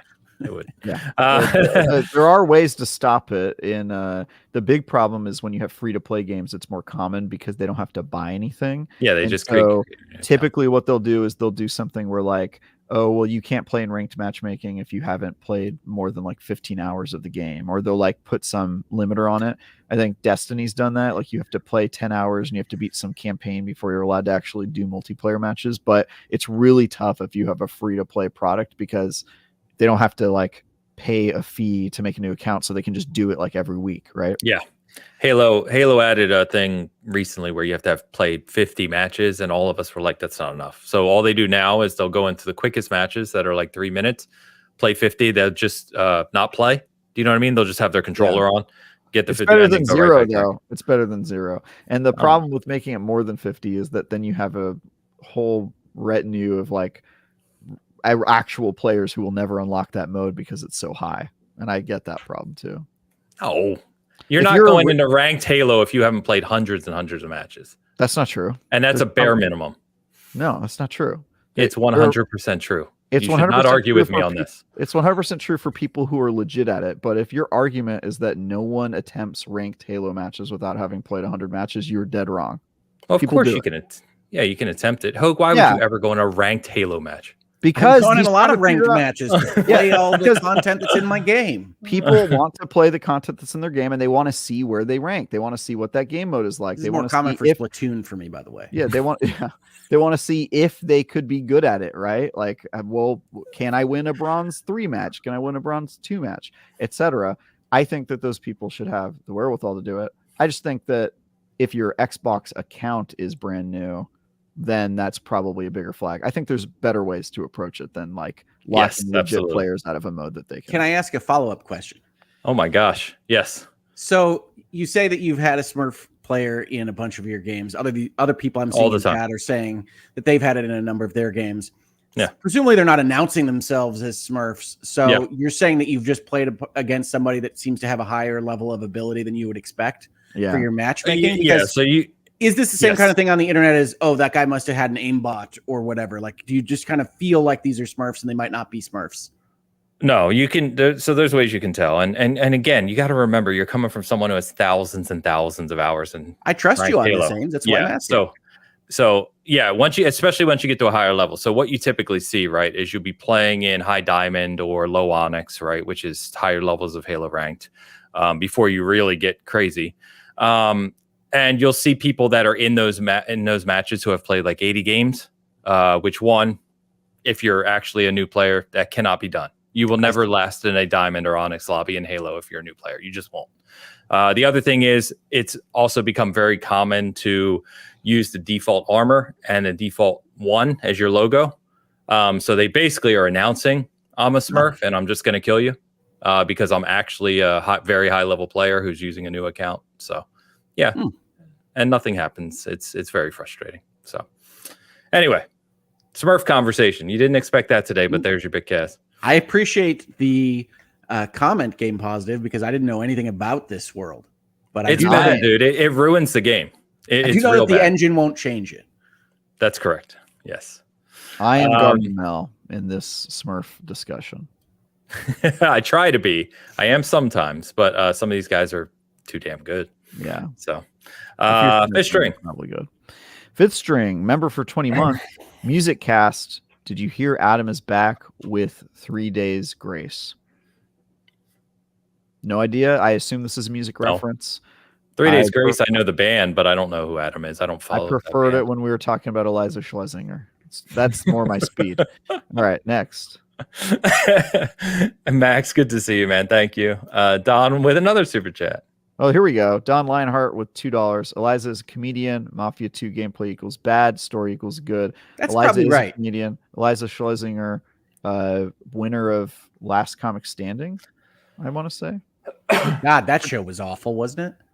I mean, depends on the season. Some of the seasons were good. Maybe I got the bad one. I don't know. Yeah, there's a bunch of bad ones, but some of them are good. It just really depends on the host and the format. Don, I'm going to grant you that on Mafia 2. It is not the strongest playing of the Mafia games. I do think the story is excellent, so I tend to be lighter. I would say that's true of the entire series. Story's good, gameplay bad. Mafia 1 remade has pretty good gameplay, I think. Pretty good gameplay, I think. A ringing endorsement by Richard Hogue. It's what it says on the tin. Put that on the box art. Pretty on good. The tin. Pretty good gameplay, I think. Richard Hogue. It's really good. Really, such a ringing endorsement. So we've been all over the place already today. Good to have you back, Hogue. Love it. Yes, it's already been the morning, right? Yeah. Let's talk before we jump over to the Halo Studio comment, which would have been a good segue with the Smurf thing. I do not want to be remiss of talking about Metaphor. So Metaphor, we had the prologue demo we talked about 2 weeks ago when you were here, Hogue. The game released officially Friday. It did. And I've got my collector's edition up here behind me. I only have about 2.5 hours. Maybe I'm very early, but I'm super into it already. It is, as I mentioned previously, the thing I love about this as compared to some JRPGs, it's just the pure artistic nature of the game. They kind of let everything hang out. It's pure style, but while also having substance. And so far, I really like the setup of what they're going for. The battle system's already a lot of fun. And loving the characters so far, too. So I'm having a good time, but I can't talk too much about it because I'm very early. Hogue, I don't know if you're any further than me. I'm about 18 hours in, so I'm a little further. Oh, wow. Okay. So you're loving it? Yeah, Metaphor is fantastic, folks. Persona 5 was one of my favorite RPGs of all time. It had a fantastic system, both with the calendar and in the battles and the dungeons that you would go through. This takes all of that, despite Travis's face making, and puts it into a fantasy world. And then on top of that, wants to talk about things like St. Thomas More and thoughts about how to organize society. So it's really, really interesting. It has fantastic music. As Ain says, it's tremendously stylish. It has wonderful animation, really cool characters, and is almost certainly going to wind up being my game of the year. But as Travis would point out, there's a lot of games coming out in November and at least one in December. So we'll hold off on that. But let's not prejudge the case, Hogue. Right this second, at this moment in time, it's my favorite experience of the year. Let me ask this. I've got one question for you, someone who's further than I by quite a bit.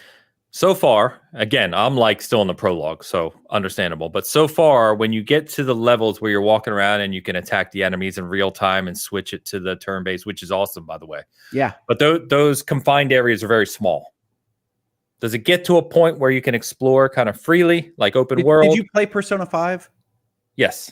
So those dungeons that are enormous and have like multiple parts with like places where you can rest in between. The palaces? Those exist in this game. Yes. Okay. I feel better now. Okay. Because I was like, all right, this is a little linear for me so far, which same problem I had early on in Final Fantasy 16. But I'm into this a lot more than I was Final Fantasy 16 just because of the style and kind of the way they approach the game. So yeah, from moment one, when you hit press start on Metaphor, it explains to you that this is going to be a literal metaphor, and we're going to talk about Thomas More of all things. Actually, when you press start, it shows an anime boy commit murder, and then it tells you that it's a little metaphor. So don't forget. No, the start button is after.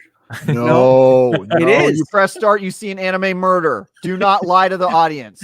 No, that's anime murder. That's before the press start screen. That's actually true. It is before, but hey, I think he's right. I think Hogue's right. Yeah. There's two press start screens. One is an anime murder. No, selecting the application and starting it is different than the start screen. Okay, but when I open the game, it doesn't show me an anime murder. I didn't say when you open the game. I said when you press start. This is not relevant to our conversation. I'm gonna kill Hogue. This is the most heated I've ever been. As for anime boys killing things, yes, you get a lot of that. It's a dark fantasy kind of approach with anime, like I talked about 2 weeks ago, that's closest to like Lodos War or an old game called Elemental Gearbolt. Metaphor is fantastic. Go in with as little information as possible, honestly. You can see. I always just say that for life. Go in with as little information. You can see Ains has a version of the fantasy book in the story, and it's awesome. Look, folks that know me know that one of my favorite themes in stories is like the story. So lame. It's got this awesome art book, dude. I love art books. It's awesome. Honestly, I want that soundtrack. Good job, Ains. Yeah, I have it. I may have an extra one coming. I think I ordered it twice. I hope you got bullied. If you do have an extra one, you have a place to sell it. They are going for like quite a bit. I can't afford quite a bit. Yeah, if you are a physical collector of some sorts, the CE for it is really nice, as you can see. If you're a non-corporeal collector, buy something. Are you playing this game, Travis, or no? I don't play anything the Japanese have made, so out. Nope. I'm just kidding. Yeah, I'm playing this one. So as somebody who loves Persona, but really didn't connect with 4 and 5 the same way as I did with some of the older games. So 5, full disclosure, I played it before the Royale edition. And it's just Royal. It's not Royale. No, it's Royale with cheese is how I pronounce it. Okay. Before I didn't play Persona 5 Royale with cheese. I played Persona 5 regular regular also hamburger fantastic. edition. Yeah, it was excellent. The base version had a lot of problems for me. I hate the combat system where you have to like get lucky and guess what their weakness is, and if you get it wrong, then they apply you with status effects and murder you. I did play the game on hard, so there's a little bit of that, but the combat system I think is totally wonky in that game. It's fantastic, and I will say that the Metaphor combat system both has solutions for the guesswork aspect of it, and guess what, and has changed some of the bonus turns to go along with what they did with Shin Megami Tensei 5. And guess what other games had solves for these problems? The previous Persona games. So that's my problem, is that I think that they took a backtrack and they took a step backwards in the wrong direction in terms of gameplay. I hated the cat telling me what to do every single step of the day. There were lots of problems. There is a cat telling you what to do in this one. Sorry, Travis. I know there is. But in Persona 5 Royal, they fixed Royale with cheese. They fixed a lot of the problems I had with the game, and I was like, well, I already put 110 hours in that game and beat it, so I'm never going to experience that version of it. So for me, Persona 5 is not the best Persona game. I know that that's a controversial take, but I will say my time with Metaphor so far, love it. So is it going to be my There you game of go. the year? We don't know. But And if anybody wants to discuss Man for All Seasons with me in relationship to Metaphor, I'm ready to go. and if anybody wants to talk to me about anime boys committing murder, my DMs are open. I I think don't there's know a how fair to amount of segue off of questions that. about what happens in that intro, but What's that? we can talk about that offline. I What'd said you I say? think there's Yes. a fair amount of questions about what happens in that intro. Interesting. Yeah, I'm very excited to continue that journey.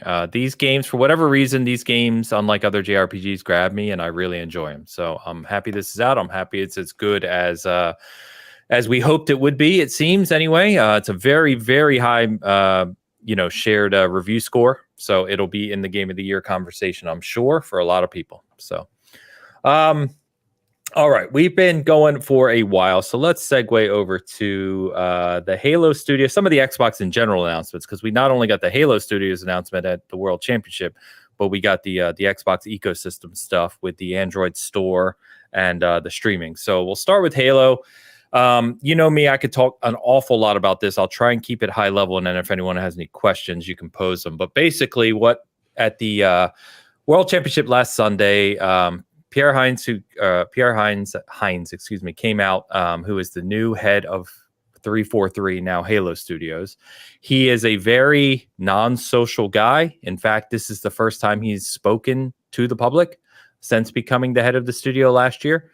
He just doesn't typically do that, but he wanted to talk about where they're going.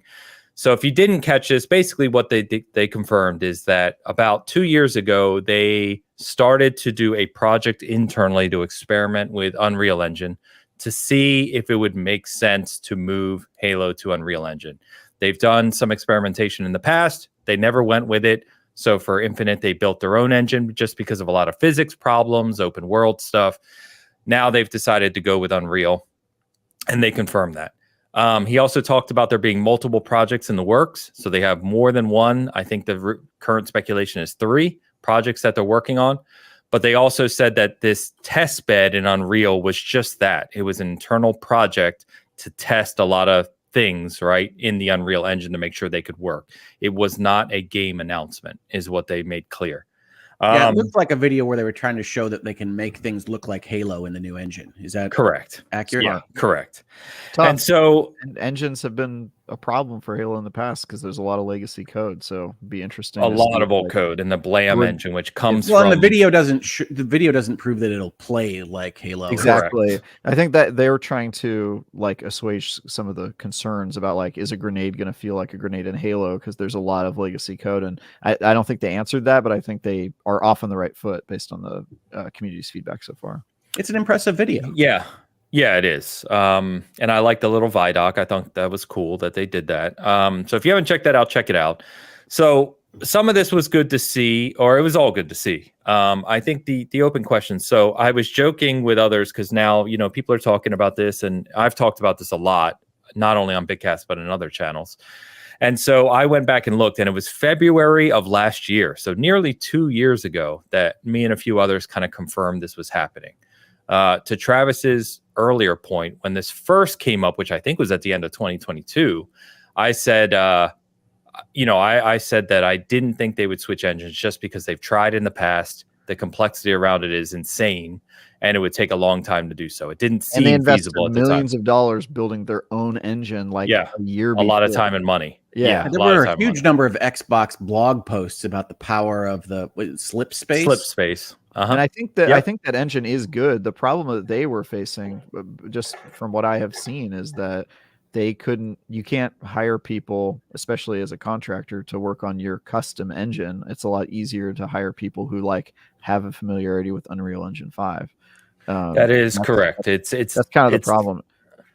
It's that. Yeah. Go ahead. I was just gonna say that's a weird thing because there's lots of studios, especially bigger ones with bigger budgets, that have their own engines, and they figure out how to hire people permanently and teach them how to use the engine, etc. And it's weird that Microsoft couldn't do that.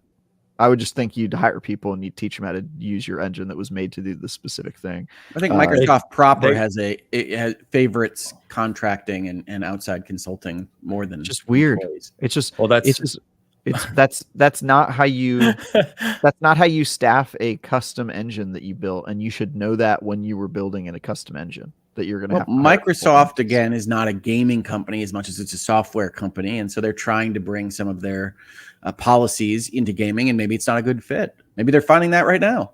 Yeah, I was going to touch on all to this. figure it out. Okay. The problem is that Microsoft, what you guys are dancing around, has a policy, and this has been proven and talked about behind the scenes for years now, that you can only have a contractor for 18 months. And so what we heard out of the people within 343, and we heard within the people that turned 10 on the new Forza and other games, is that, to your point, Travis, they come in, it takes them a while to learn the nuances of the engine. And by the time they learn it, they're gone.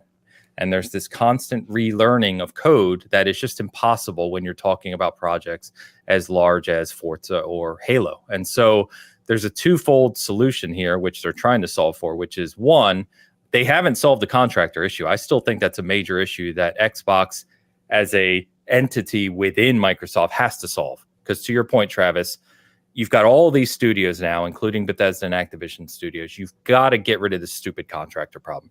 You're still going to use contractors for various things in the gaming industry. They all do it, right? You can do that. But if you're talking about your fundamental developers of key things like your AI in a game, your physics engines or your physics aspects of games, you cannot keep having people come in new. It doesn't work. One thing, I'm pretty sure, I might be speaking out of pocket, so I'm sure the comments will correct me. I'm pretty sure it's a state of Washington law that has the contractor 18-month thing. It is part of law in California and Washington to a degree, yes. Yeah, so that to me seems like a problem that maybe they can't fix on their own. But I do think you switch to Unreal Engine, you can fix on your own. Hire the people full time. Oh, 100%. And that's what I was arguing just moments ago. Like they could just hire these people. Yes. That way the contractor model is insane for using a custom engine, especially. But I think their hope in switching to Unreal Engine 5 is that you then get to skip the training period. You just hire people who already have familiarity with the engine. You come in, help us build it. So I get their strategy here. It just seems like an insane time to figure out that you need to do that pivot when you built the engine and invested all that money. And God, I hope they're finding ways to reuse some of that. You don't want to get stuck in this cost evaluation. Oh, that's 100% true. Yeah, of your engine. So it's good if you think the move is appropriate to make the move. I think it was Pierre. From what I understand and what I've heard, is that it was Pierre. Pierre had a lot of confidence in him as a leader. He helped get MCC back on track, and he kind of came in. And as you remember, they let go of all the longtime Halo leadership, including some toxic leaders from what we know, like the Frank O'Connors of the world, people that have been there since the beginning of Halo. And they're all gone. And from what I understand, Pierre was the one who started this reevaluation again and really had the power to convince them that this is the direction they needed to go. I think it is smart.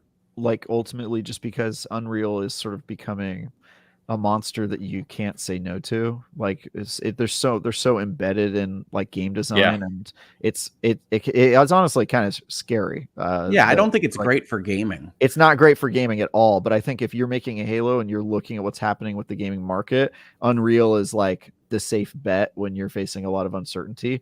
It just bums me out because if Microsoft, with all of their resources, can't successfully own and operate their own engine on their biggest flagship IP, then what the hell hope do small or medium-sized game development companies have? I mean, that I think that they've been butchering Halo for a while now. I think that's one of the reasons you see the name change. I'm sure we can get into that. But there are companies, obviously, that have their own engines and that operate well. We're going to play one on its own engine pretty soon with Veilguard. And I think an interesting part... Yeah, that's Electronic Arts, but large company is my point. Huge. Yeah, they're a large company. Yeah. Now that you've interrupted, continue. No, I'm just saying it's a large company. I'm more worried about the smaller companies that don't have that ability to build their own engine, and their options are narrowing in the market. There's a bunch of interesting things about Unreal and Epic in general, right? Sony's a major investor in Epic. Microsoft licensing from them is its own kind of story there, just like all the other connections we have between Microsoft and Sony. Again, indicating that the console wars are really all in your own head, console warriors. But hey, don't let me get that too incendiary here on a nice Sunday early afternoon. But yeah, I don't know what else to say about this particular topic. We're years away from seeing what might happen to Halo. I guess I want to ask a question, Ains. Do you think this marks the end of the Halo Infinite project? Generally speaking, yes. So we'll see Infinite continue. The nice thing is they have announced that they're doing a 4th season of the World Championship. So next year we'll have the full, kind of pro tour again, if you will, which is we didn't think was going to happen. A lot of people thought that this was going to be it for that. So that's good. I think you'll continue to see releases in Infinite, the monthly updates and the events. They have a Halloween event right now. You'll see that kind of stuff. But 100% you're not going to see anything beyond that. Okay. At this point. Follow-up question. Do you think they'll change the title to Halo Finite?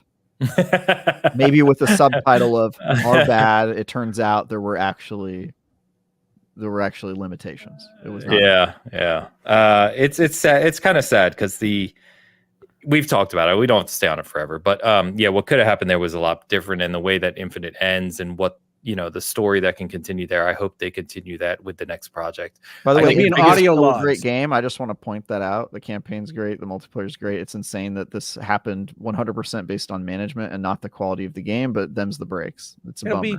I don't love Infinite. I don't think it connected with the audience. But you're bad. Connect with. I know I'm bad. This is what the internet tells me. But there's a reason that it didn't continue the way that they had planned for it to continue. There's a reason that they fired most of the upper echelons of that company, and there's a reason that they changed the name. And it's not because Halo Infinite was widely regarded as the best thing since sliced bread. I mean, I actually disagree with that. I think Halo Infinite's reception was incredibly positive, and the player base that was meant to like it really does like it. I honestly just think it's 100% bad management of a game that was doing well. That if you look at live service games that have been successful, 95% of them had a much weaker launch than Halo Infinite. Much weaker. Look at Destiny. But it has the pedigree of Halo to have to meet. It didn't. Yeah, Destiny had the pedigree of Bungie development and that sort of thing, and it fell so short of that for like the first year it was out, and it came back. My point is, if you're a live service game and you look at Halo Infinite's launch, you're going, damn, that is incredible reception, incredible to build momentum off of it. And the failing of Halo will always be not that the game was bad or that they did anything wrong with the game, but that their follow-up and the live service delivery was an utter failure and completely avoidable.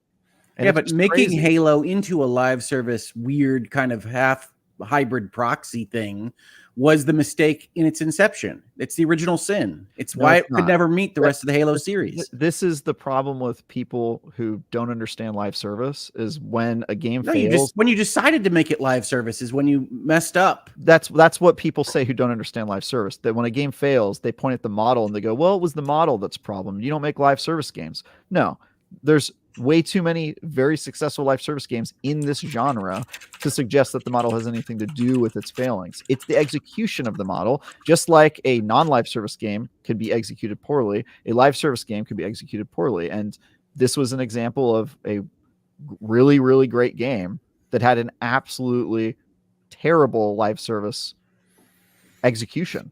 And that's why this has fallen apart. And it's a bummer to see, because if they had prepared for this better. And by the way, the contractor law, it's a good law. If somebody's working for you for more than 18 months, they're not a contractor. So there's just so much about this that really frustrates me. It's 100% Microsoft management, unwilling to hire these people and invest in it, even though they built the engine. And I mean, God, man. It's a good law because Travis says you shouldn't be able to make those contracts, folks. Remember, Travis told you, It's a good law because companies will take advantage of you and call you a contractor for the rest of your life if they think they can get away with it. And there's a lot of pressure in the economy for you to say yes to it when you don't have other options. So yeah, I think it's a good law. But of course, Hogue's going to side on the side of corporations and not. I side on the side of freedom of contract and the ability of the people to sign what it is that they want to sign, and of course, not all people actually beholden to various state legislatures. Yeah. Of course, not all people have that freedom and are bullied into doing it because of the market, Halo. Whatever. Well, now they're bullied into not doing it. Halo. Mm-hmm. Halo. Yes. So the big question now, so let's move forward, right? The big question now is, okay, so what are they working on? I think my personal belief is that because they're doing a new engine, because to Hogue's earlier point, everyone knows they need to confirm that this can feel like Halo, which sounds weird, but if you know Halo, you know about all the unique physics in it. You know about all the different aspects it has for vehicle play, which Unreal's not traditionally good at. Weaponry, grenades, AI. There's a whole bunch of aspects that goes into a Halo game, and it has to be able to do that across campaign, multiplayer, and PvE activities as well. So I think what they're going to do, and I think others are in the same boat, at least the people I talk to, is this video looked like they're teeing up a remake of CE. Which is going to be, and I think a lot of other people are talking about this, I think it'll be a full platform title. By that, I mean it'll be on PlayStation as well. I don't see why that should be the assumption. Because PlayStation runs Unreal games? No. I mean, where does the assumption come from? Because there's been just conversations around bringing Halo to a broader audience. And I think the assumption is that games like a Halo in today's world in 2024 or the future that launch with a free-to-play multiplayer, which Infinite did, and it probably will continue to be a free-to-play multiplayer because that is the model that the market dictates right now. You're much more powerful if you can be on all platforms. And so I don't know, that is the separate part of the speculation, I think, but I do think that you build a project smaller in scope that builds upon something that's already known to test the engine change. I do not think you immediately go into a launch of your next Halo game first.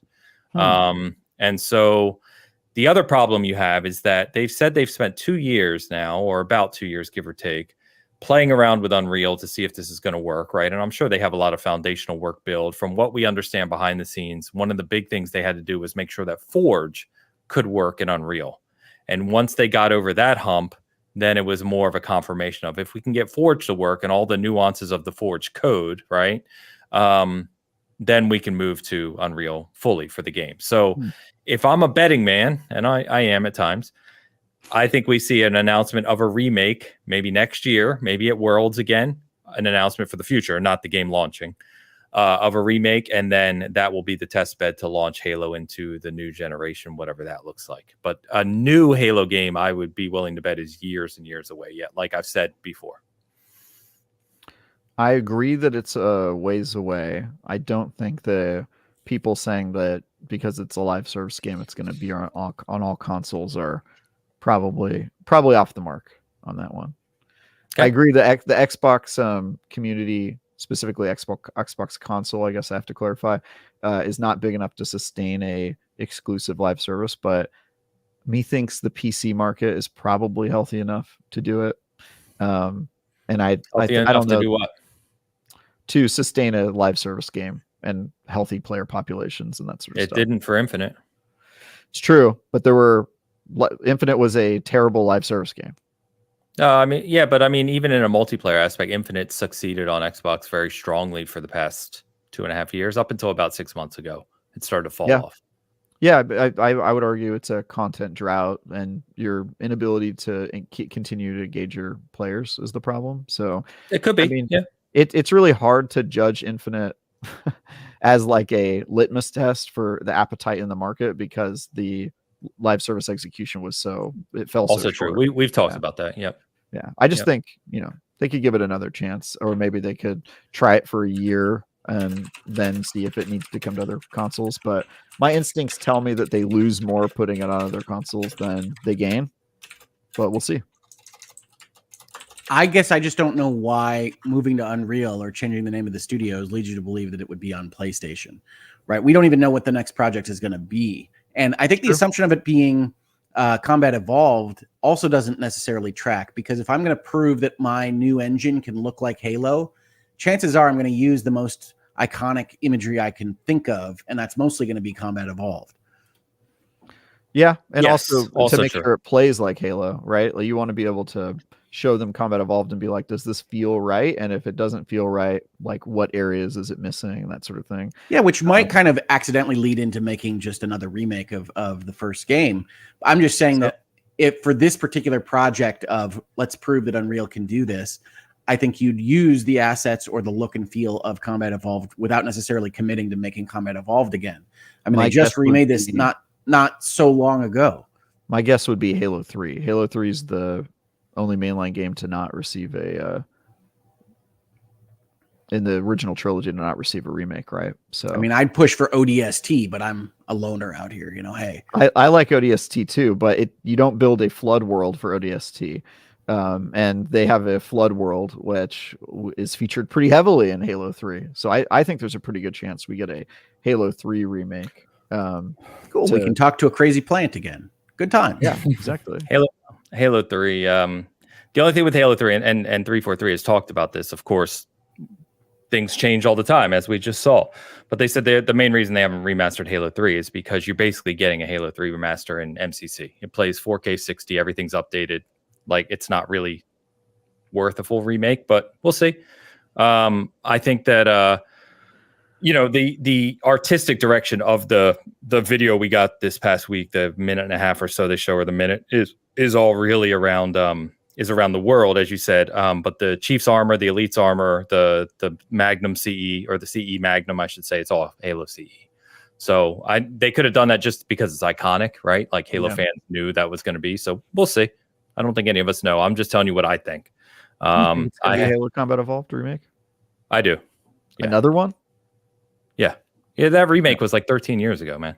I know, but Halo 3 was even longer. Well, I do think that there's a certain amount of irony in giving a remake to PlayStation, if that's what they wound up doing. God knows Sony needs one. Yeah. I mean, that was a separate topic. I've been asked a lot of times, do you think we'll see Halo on PlayStation? And I said yes at some point. I think so. Now, what that means or in what capacity, I don't know. It doesn't matter. I mean, Master Chief is in Fortnite on my PlayStation, but I figure that's not what you mean. No, I just want more people to shoot multiplayer. You know what I mean? And they'll be using a dual sense in multiplayer. Who wouldn't want them in the game? PlayStation players don't play multiplayer games. Oh. All right. Look no further than Concord. You know what I mean? Like, there are a number of things that went into Concord that don't mean PlayStation players don't play. So now you're on the other side of the argument. I liked Concord. Not the model, huh? I liked Concord a lot. It didn't take up with Steam either, so there's a lot to talk about. I think the reason Concord failed is it's because of its model, right? You can't just release a game for a price and then that be it. You see how stupid the argument sounds when it's not about live service? I was reading a comment and completely missed your guys' two comments, so I don't even know what you said. I don't know that he made any sense, Haynes. It's fine. Yeah, I actually did not make any sense on purpose to point out that the other argument also makes no sense. But yeah, people blame the model. Oh, Concord failed because they sold it for a flat cost and didn't have a free-to-play live service. There's a lot of reasons why Concord failed. I don't think it's one exactly thing. My point. So blaming the model is stupid. I'm being sarcastic. Okay. Well, by the way, not to change the subject because we've got the streaming thing to talk about, but did you see someone found that they were updating the Concord Steam database files this week? I did, yeah. So bring it back. Come on. I told you that it felt like the plan was to bring it back free to play. Yeah, we'll see. I think that's what most people's assuming. I still think that is true. I hope so. We've said it. I liked it. I'll play it. Let's go. I won't play it. I did like it. Not enough to keep playing. But yeah. My Concord controller still works for Metaphor. I'm good either way. You have a Concord controller. They didn't refund that too? No, it's worth a ton of money. Come on. Why would you refund it? I have one sitting in the box over there. Come on. I actually use mine. It's probably only going to be worth a ton of money for a small period of time because I if it know, comes I'm thinking back, about it selling it. immediately is going to drop to zero. If they bring it back free to play, your controller is worthless, bro. That's fine. I It don't still care. plays my PlayStation. Yeah, it still plays. So the bigger news we got this week out of Xbox, well, I won't say the bigger news, but the other news that's large is, we've been talking about Xbox and the ecosystem for a while. They've been talking about, they want to play anywhere. They want you to be able to access your games anywhere. And they've been kind of taking this step journey, which, from a technical perspective is incredibly complex. So they're starting to get there. And there was a ruling, which I'm sure, Hogue, you can elaborate on if you want to, this week, that basically starting on November 1st or beginning November 1st, the Android store cannot require, tell me if I state this wrong, cannot require Google Play to access basically games on it or like access to services on that. You may have better detail than me, of course. Yeah, let's roll this back a step, right? Because Okay. this was the description of the injunction the court granted after a jury found that Google had violated antitrust laws by having essentially contractual requirements to third-party manufacturers of things like phones about what they could have on those phone operating systems along with the Google Play Store, right? So the jury finds that that's an antitrust violation because it's a contract and restraint of trade. And then the court has to come up with how are we going to fix this? What are we going to do to prevent this antitrust violation in the future? The injunction comes out, I think it's 3 years long, I believe. I'm not looking at it right this second in front of me, but for 3 years, they're not allowed to essentially tie access to the Google Play app and their operating system in a way that prevents other competing stores from operating on that other third-party manufacturing. People ask me this question about why Apple won and Google lost. And when these cases started, I said, well, it's a different situation because Google doesn't make their phones, right? Google licenses out their operating system, licenses out their magic sauce to Samsung or whomever, and then says, you're not allowed to do what you want with your phone as long as you use what we're giving you. And that's a whole different ball of wax than Apple saying we make the phone we want to make. And it might not feel different on the ground. And I understand the people that are on Tim Sweeney's and Epic's side of all of this stuff, but it's very different from a legal perspective. And so it did look like the stronger case that Epic was making was against Google than Apple. And that's what we have right now. But as part of this, Xbox, Microsoft is going to be one of the ones that take advantage of this, essentially cracking open the ecosystem. Okay. Sounds good to me. Yeah. Seems so pretty monopolistic to me.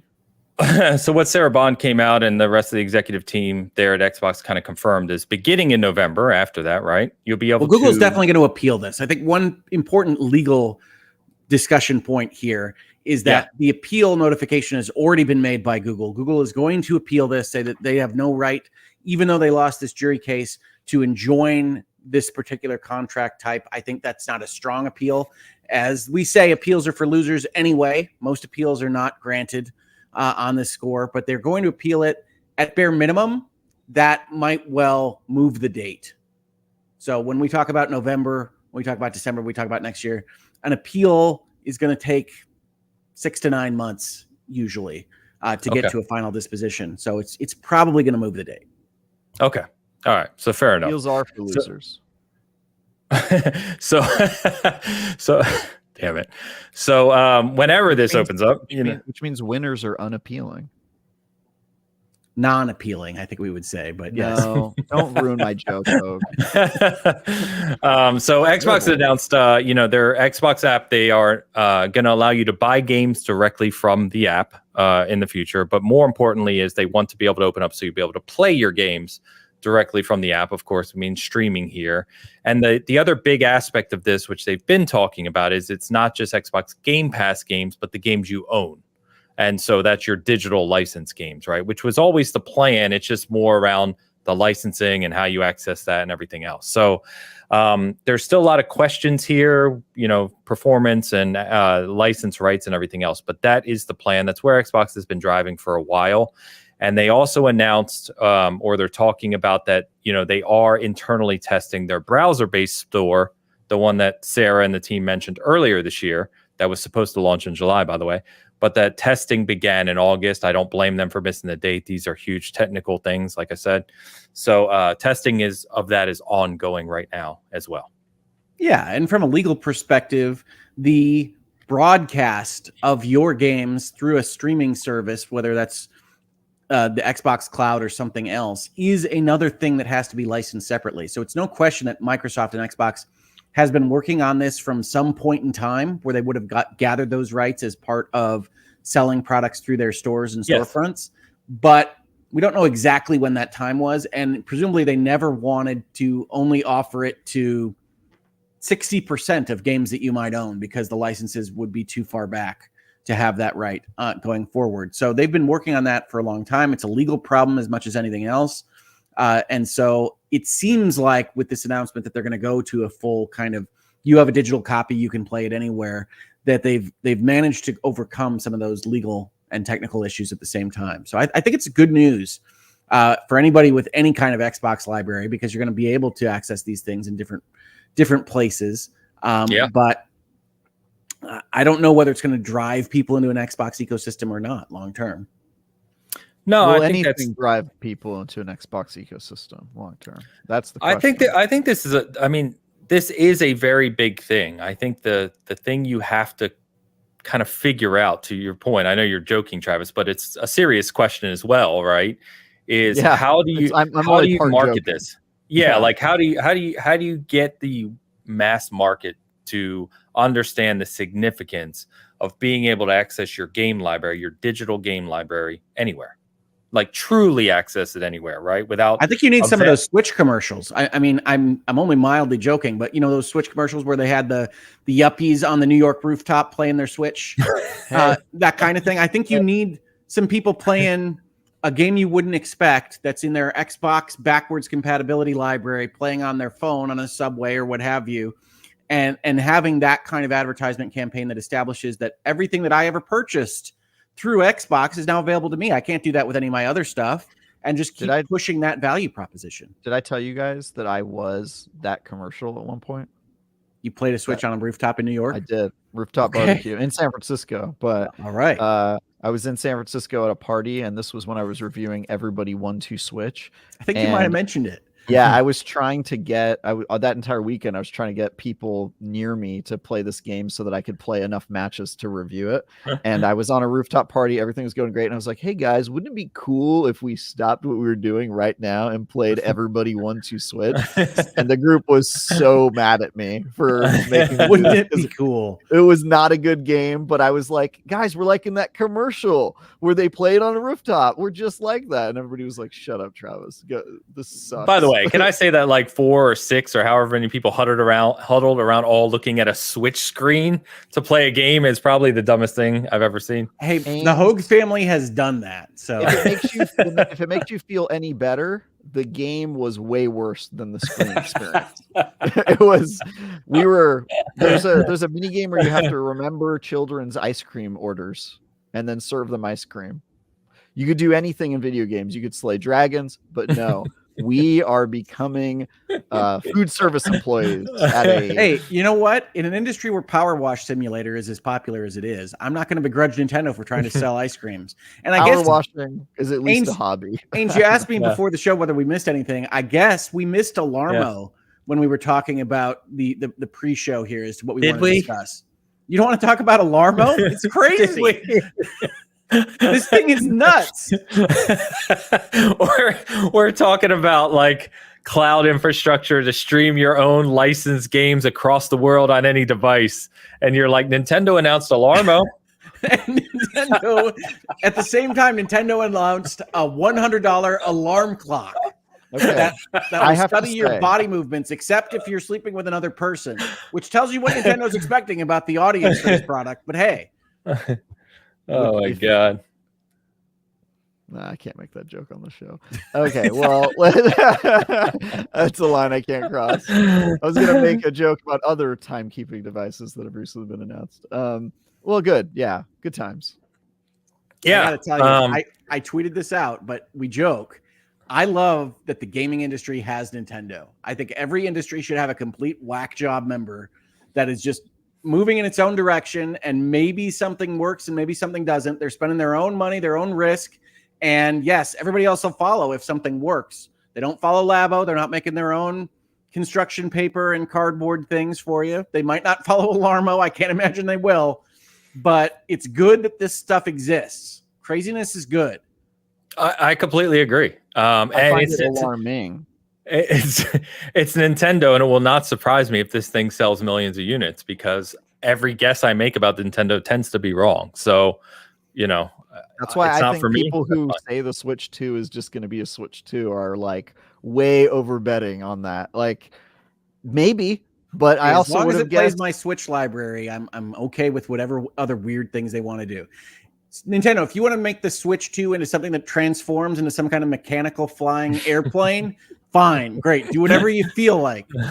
Just make sure that my library plays on it. Thank you. Yeah, that's the big thing. They might, No doubt. they might. Their next console, you can only play games on, QR code skins, and the entire library is invalidated. We don't know. We have You no have to clue. hold up the QR code at all times. Yeah, exactly. I think we maybe often the forget. Switch 2 is a VR headset. I have no idea. And I used to make predictions about Nintendo, and I stopped doing that years ago. So Yeah, and Nintendo actually, PlayStation is like this too, especially when we sit in the US. Like their brand power and the power of Zelda and the power of Mario is beyond comprehension sometimes. You know what I mean? Like I think we underestimate the power of those IPs and that name, especially in other global markets. How would you guys react if the Switch 2 announcement came out and the device was called the Wii U Pro? It's like that meme of Jeb Bush standing in front of the electoral map, like, Wii U Pro, it came back. They get Steve Ballmer to do the stage presentation. The Wii U just took over. Oh, God. I am sorry to take the spotlight away from Microsoft and their Play Anywhere initiative because I think it's important. But I think Alarmo is equally important because Nintendo are nutbags, and we should support that kind of thing. You say nutbags? I did. I've not heard that one. If you're gonna carry nuts, you carry them in a case, sir.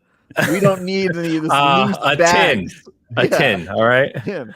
I've heard nut case, nut bag. Interesting style. They keep it a little hokey in Michigan. Little more. They don't have those fancy cases with their knobs and doodads. They just have a little sack. Little of nuts. hoagie in Michigan, Yeah. yes. Yeah. Oh my God, you guys are killing me. Sorry, I had to comment on nutbag. That cannot go uncommented on. I'm sorry. Have you never gotten a bag of peanuts at the old ballpark? No? I am, but that's simply not the phrase. Sir, they come in cases. We got a couple super chats to grab here. George Green Thumbs offers $4.99 to write. What kind of seasoning are seasoned gamers seasoned with? Salt, pepper, paprika? Not salt. Oh no, my think medical doctors. My medical doctors say no to salt. I think that says mostly salt. paprika, not paprika. Oh, you're right. Sorry, paprika. I self-corrected. I should be better about doing that. Thank you for pointing out whenever I don't mispronounce comments. As you can tell from the feedback, people really love when I mispronounce their comments. True. Yeah. I think it's mostly salt based on the fact that most of the older gamers I know are unhappy. God damn it. I'm gonna say cumin. Cumin is underrated, but a little pinch goes a long way, people. Be careful about cumin. Like literally, if you're cooking chicken and you put like a half a teaspoon of cumin in there, you're going to feel it. So it's strong. Self-regulate. Yeah. It's strong, guys. Pepper mostly, yes. Onions, which isn't a seasoning, but onions are not a seasoning, but I will take it because all the flavor comes from onions. So you got to have onions. Add it to everything. Come on. If you say that you don't eat onions, I hear I don't like flavor on my food. If you season something with onions, how is it not a seasoning? That's fair. And also there's like onion powder and various onion garlic salt powder, another good one. Yeah. There's a bunch of I am being hacked by Elgato. Candy corn. You boil down some candy corn, pour that syrup on your stuff. Yeah. You know what? I would take a chicken breast, you put some boiled candy corn on it. I wouldn't put it past Kansas City, to be honest. Candy corn barbecue. Let's do it. All right. George Green Thumbs, thank you, my friend. Debbie W. Debbie Dubs offers $5 and says, speaking of Power Wash Sim, it and Planet Crafter got new DLC this week, a Shrek DLC for Power Wash Simulator, and a new planet for Planet Crafter. Cool. Hey, I love I Shrek DLCs. I don't respect even own Power Wash Simulator and what they've been able to do with that concept. For real. Yes. I don't even own Power Wash Simulator, but I bought the Shrek DLC. There you go. Just on principle. They those are popular games. I mean, yeah. It's Enjoy cathartic. It is a nice meditative experience to Power Wash. I particularly like Power Wash Simulator in VR. You're cathartic. I am cathartic. That's why people come in and listen to me. Debbie, thank you. Shoosh. Shoosh offers €5 and writes, Travis's camera glitch suggests he is currently being hacked by Elgato. In a way, I am being hacked by Elgato. He's being hacked by those Elon Musk robots. That's just how it is. He's in San Francisco. Yeah, that's true. He's my neighbor now. Yeah, I know. Yeah. Sorry. Well, you look. Sometimes you take the good, you take the bad, you take them both, and then you have Elon Musk. Oh my God, Shoosh, thank you. All right, you guys will get that reference because you're old. Yes, this is that was true. a know your audience comedy instinct in me. There you go, guys. Yeah. I got a big forehead. Me tapping my forehead just realized how much real estate I have here. I didn't have to worry about missing at all. Like I was like, I'm gonna hit forehead. I just kind of flick that finger wildly. If you have trouble putting finger to forehead, the cognitive medical unit has some issues with you. That's fair. But I'm just saying my target is much broader. I can do it with very great confidence. So yeah, we'll see. To Hogue's point, we'll see what happens. Just to close out the Xbox thing, we'll see what happens with the appeal when this timeline actually starts to occur. But big news, regardless. And I think that the one thing I forgot to add is the fact that the portable market is expanding, right? With options from your Rogue Allies to your Steam Decks to your other things, right? Like, and there's rumors that Xbox is working on one as well. That's been speculated. More than rumors. Yeah, They've basically said it multiple times. Yeah. So I think that's it's pretty cool to think about a future where you can just play your game anywhere, which I think it's been dreamt about for a long time now. So pretty cool. The only thing I was going to ask you guys, and I can't remember. I know we talk about this, and I never remember how big you guys are on horror games. Huge. Okay. So with it being, we're in the horror season. By the way, shout out. We got Terrifier 3 in the theaters. We got Smile 2 next week. It's a good time for horror fans. I just watched Speak No Evil last night, which I can highly recommend if you like to see James McAvoy lose his damn mind. Speak No Evil. Is that the one where the family comes and stays with them? Yes. Okay. I haven't watched that one yet. Just watched it last night. If we're going to recommend, there's for the horror fans that are on Shudder, the Horror Network, there's a movie on there called Oddity. Very different, was very good. Check it out. What horror games outside of Silent Hill 2, which you can touch on, Hogue, because I haven't played it yet, the remake. What horror games? Silent Hill 2. What are these rules? Yeah, talk about Silent Hill 2, and we can talk about the horror games that we'd normally play around this time or that you would recommend. Yeah, so I started playing horror games at the top of October. This is my favorite month. I love to get into this vibe. I watch horror movies on Friday nights, which you'll note was not last night. Last night was Saturday night because we had to move it this week, but on Friday nights with one of my best friends. And we've been slowly incorporating my older daughter into that process. Nice. So, love horror movies. Love horror video games. I had been playing Dead Space, Alien Isolation. I was in the last half of the casting of Frank Stone. And what else is on my little dashboard that I've been playing on the horror side of things? Speaking of which, while you segue that, we got Alien Isolation 2 announcement. Would love them to try again. To make it even better than the fantastic first entry. The first entry is fantastic for the first couple hours, and then it spirals into a really bad direction. You end up engaging. Travis has never been more wrong in his life, and you know what he has said, folks. I think people who say that have not played the second half of that game because Alien Isolation is fantastic. It's fantastic for the first like third of the game, and then it progressively gets worse. And then by You the know, end, you're fighting like a bunch of alien or AI androids with the bad shooting mechanics. It gets really bad, that game, by the way. I do not have a versus for this frame that we keep We'll have to adjusting work every on week. that, But Ains. I The know people you guys that are. expect. You must The have an people opinion on this. expect these Did you things. play past the halfway mark on that game? I'd beaten Alien Isolation. I'm talking about Hayne. No, Alien Isolation. No, I have played it. I don't think I ever beat it. Yeah, so that's most people, and I think most people who like don't have problems with that game didn't play most of it because it gets pretty bad in the end. I just think that if they could focus, we're polling this. If they could focus, well, Alien Isolation if they is fantastic beginning to end. And the fact that it actually evolves over its game time is something that a lot of horror games don't do. The fact that Travis doesn't like it just tells you something about him. I think what you mean is devolves. The game devolves over time. The problem is, by the way, it has a very good concept at the beginning when you're running away from the alien and hiding and all that stuff. I just think the pacing and then they try to escalate it, and they go into a world of like not being particularly good at shooting mechanics, and it's a whole bag of worms. But I do think a more focused experience, or maybe a game where they put more time into the combat, if they wanted that to be a major thing that you do in the game, which I don't think was the goal of the first one. They kind of shoehorned themselves into a corner there. Yeah, I mean, look, I think that game had a lot of potential and is a perfect type of game for a sequel.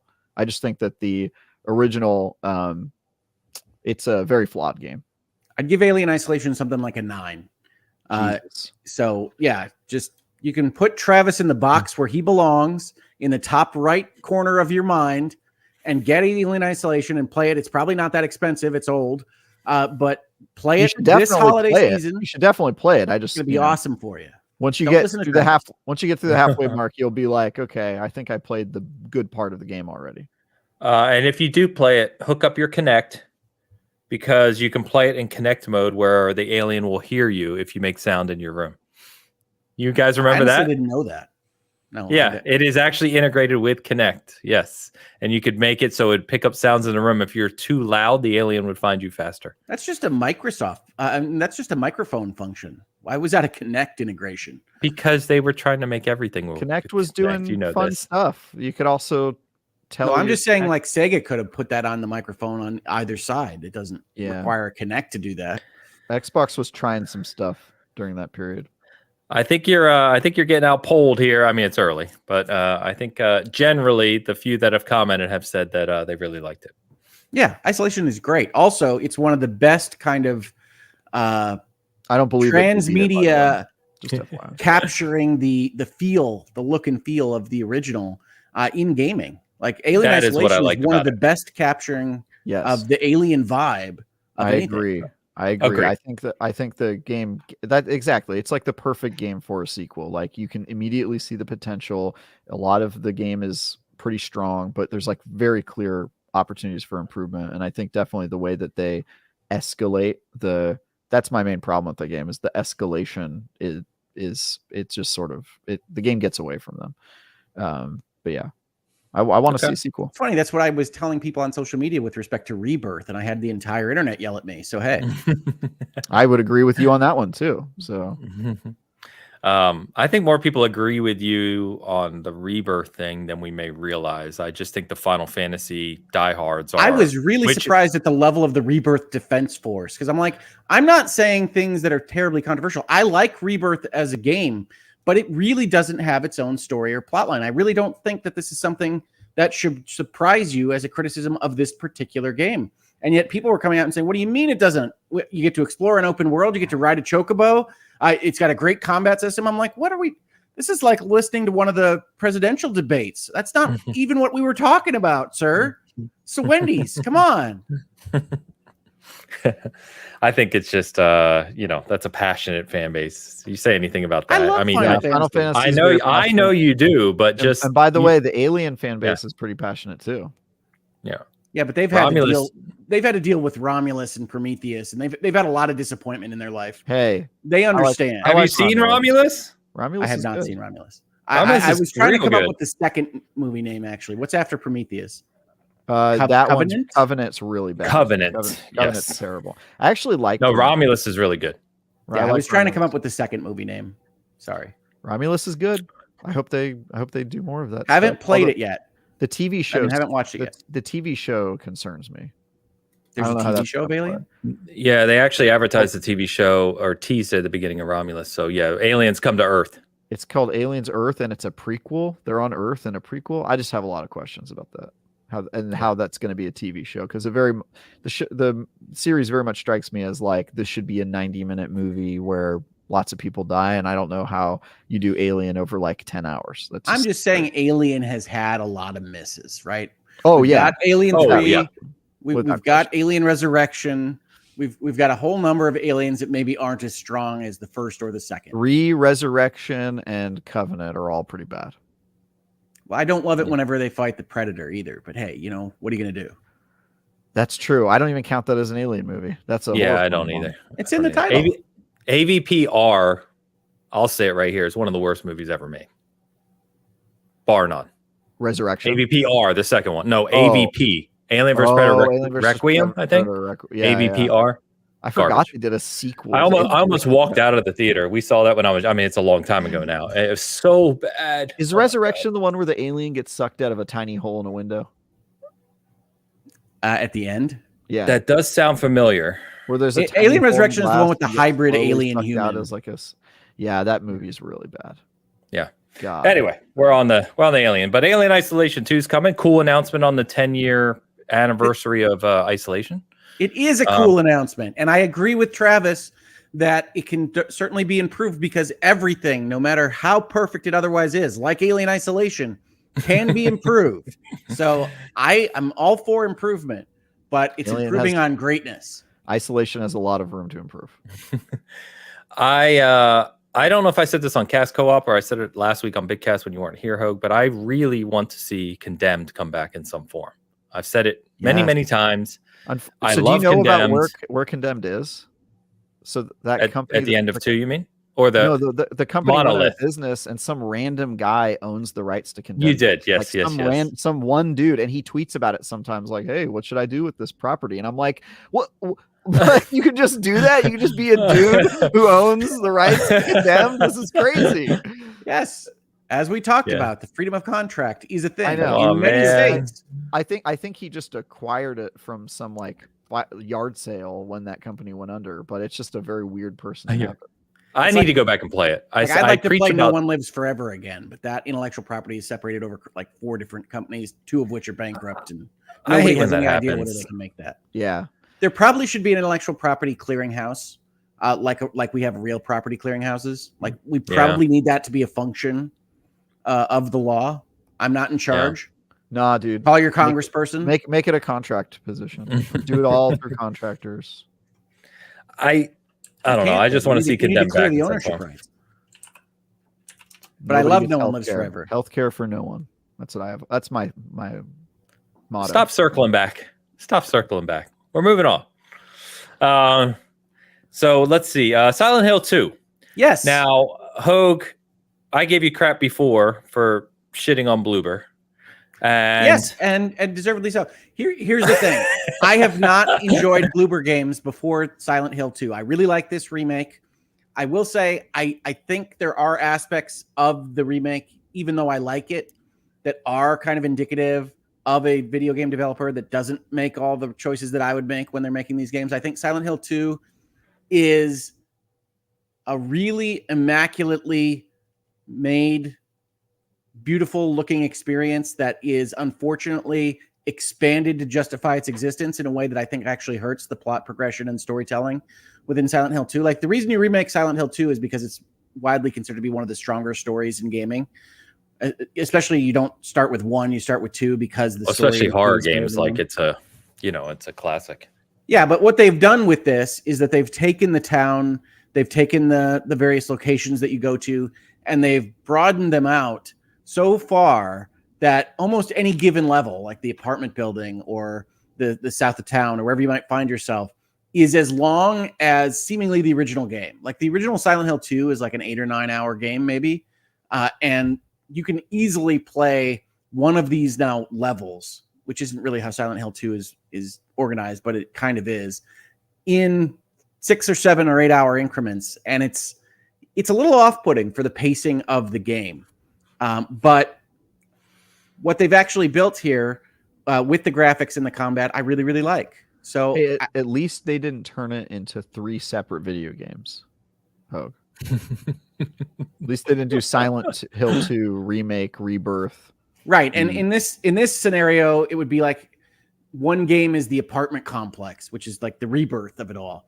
Yeah. And so, yeah, I do think Bloober got a little bit of a hard time because the medium, and I don't love like their Blair Witch game and some of the other things that I knew that I had a negative feeling towards this particular developer about. Silent Hill 2 is by far their strongest effort. And some of that is because they have such a strong pillar to build off of. But what I really like about Silent Hill 2 is that it puts you in the location in a very physical way, right? Like we don't play a lot of games now where you pull out the map and it's actually a map, and then you go and you have to try to open all the different doors to figure out exactly how you're going to progress. And so I really think that it's an enjoyable experience. I wonder if it's not going to run too long, especially since Silent Hill famously has multiple endings. But I'm about halfway through at this point, and I really like it. I highly recommend it. And it's a different kind of horror experience. It really does feel a bit like a throwback. And if you remember kind of the history of it as being a counterpoint to Resident Evil, it carries some of that DNA, but in the different kind of Japanese psychological horror way. So I really like Silent Hill 2. I always have.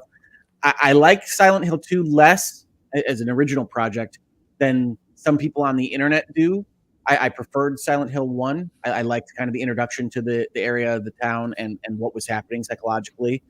A little bit more than the story in 2, but I know a lot of people really love the story in 2, and I think that's mostly been preserved coming over in this room.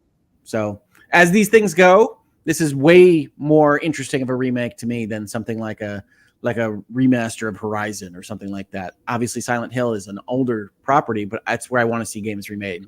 I want to see Bloober remake The Last of Us. I think it's been too long since we got a version of that game. Let's give it to Bloober, see what they can do. I think Silent Hill 2 is close. I mean, it's got a lot of Last of Us kind of vibes in the way that they've built it. Did you play Layers of Fear?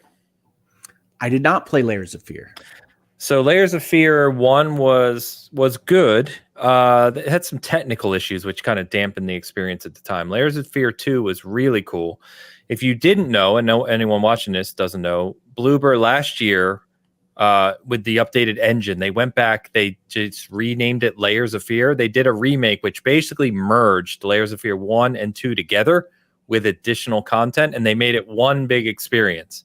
So now if you buy the 2023 version of Layers of Fear, it's actually 1, 2, and additional content all together in a new engine. So highly recommend that. But cool.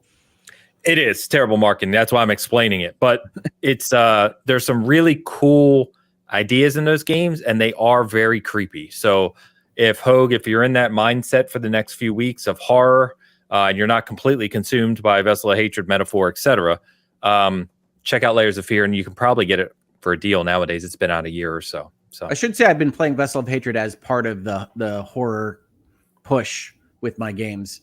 Cool. Obviously, when you're just mowing down demons, it's not the same kind of feeling as survival horror, but there's certainly a lot of bad stuff happening in Sanctuary that gives you that feeling.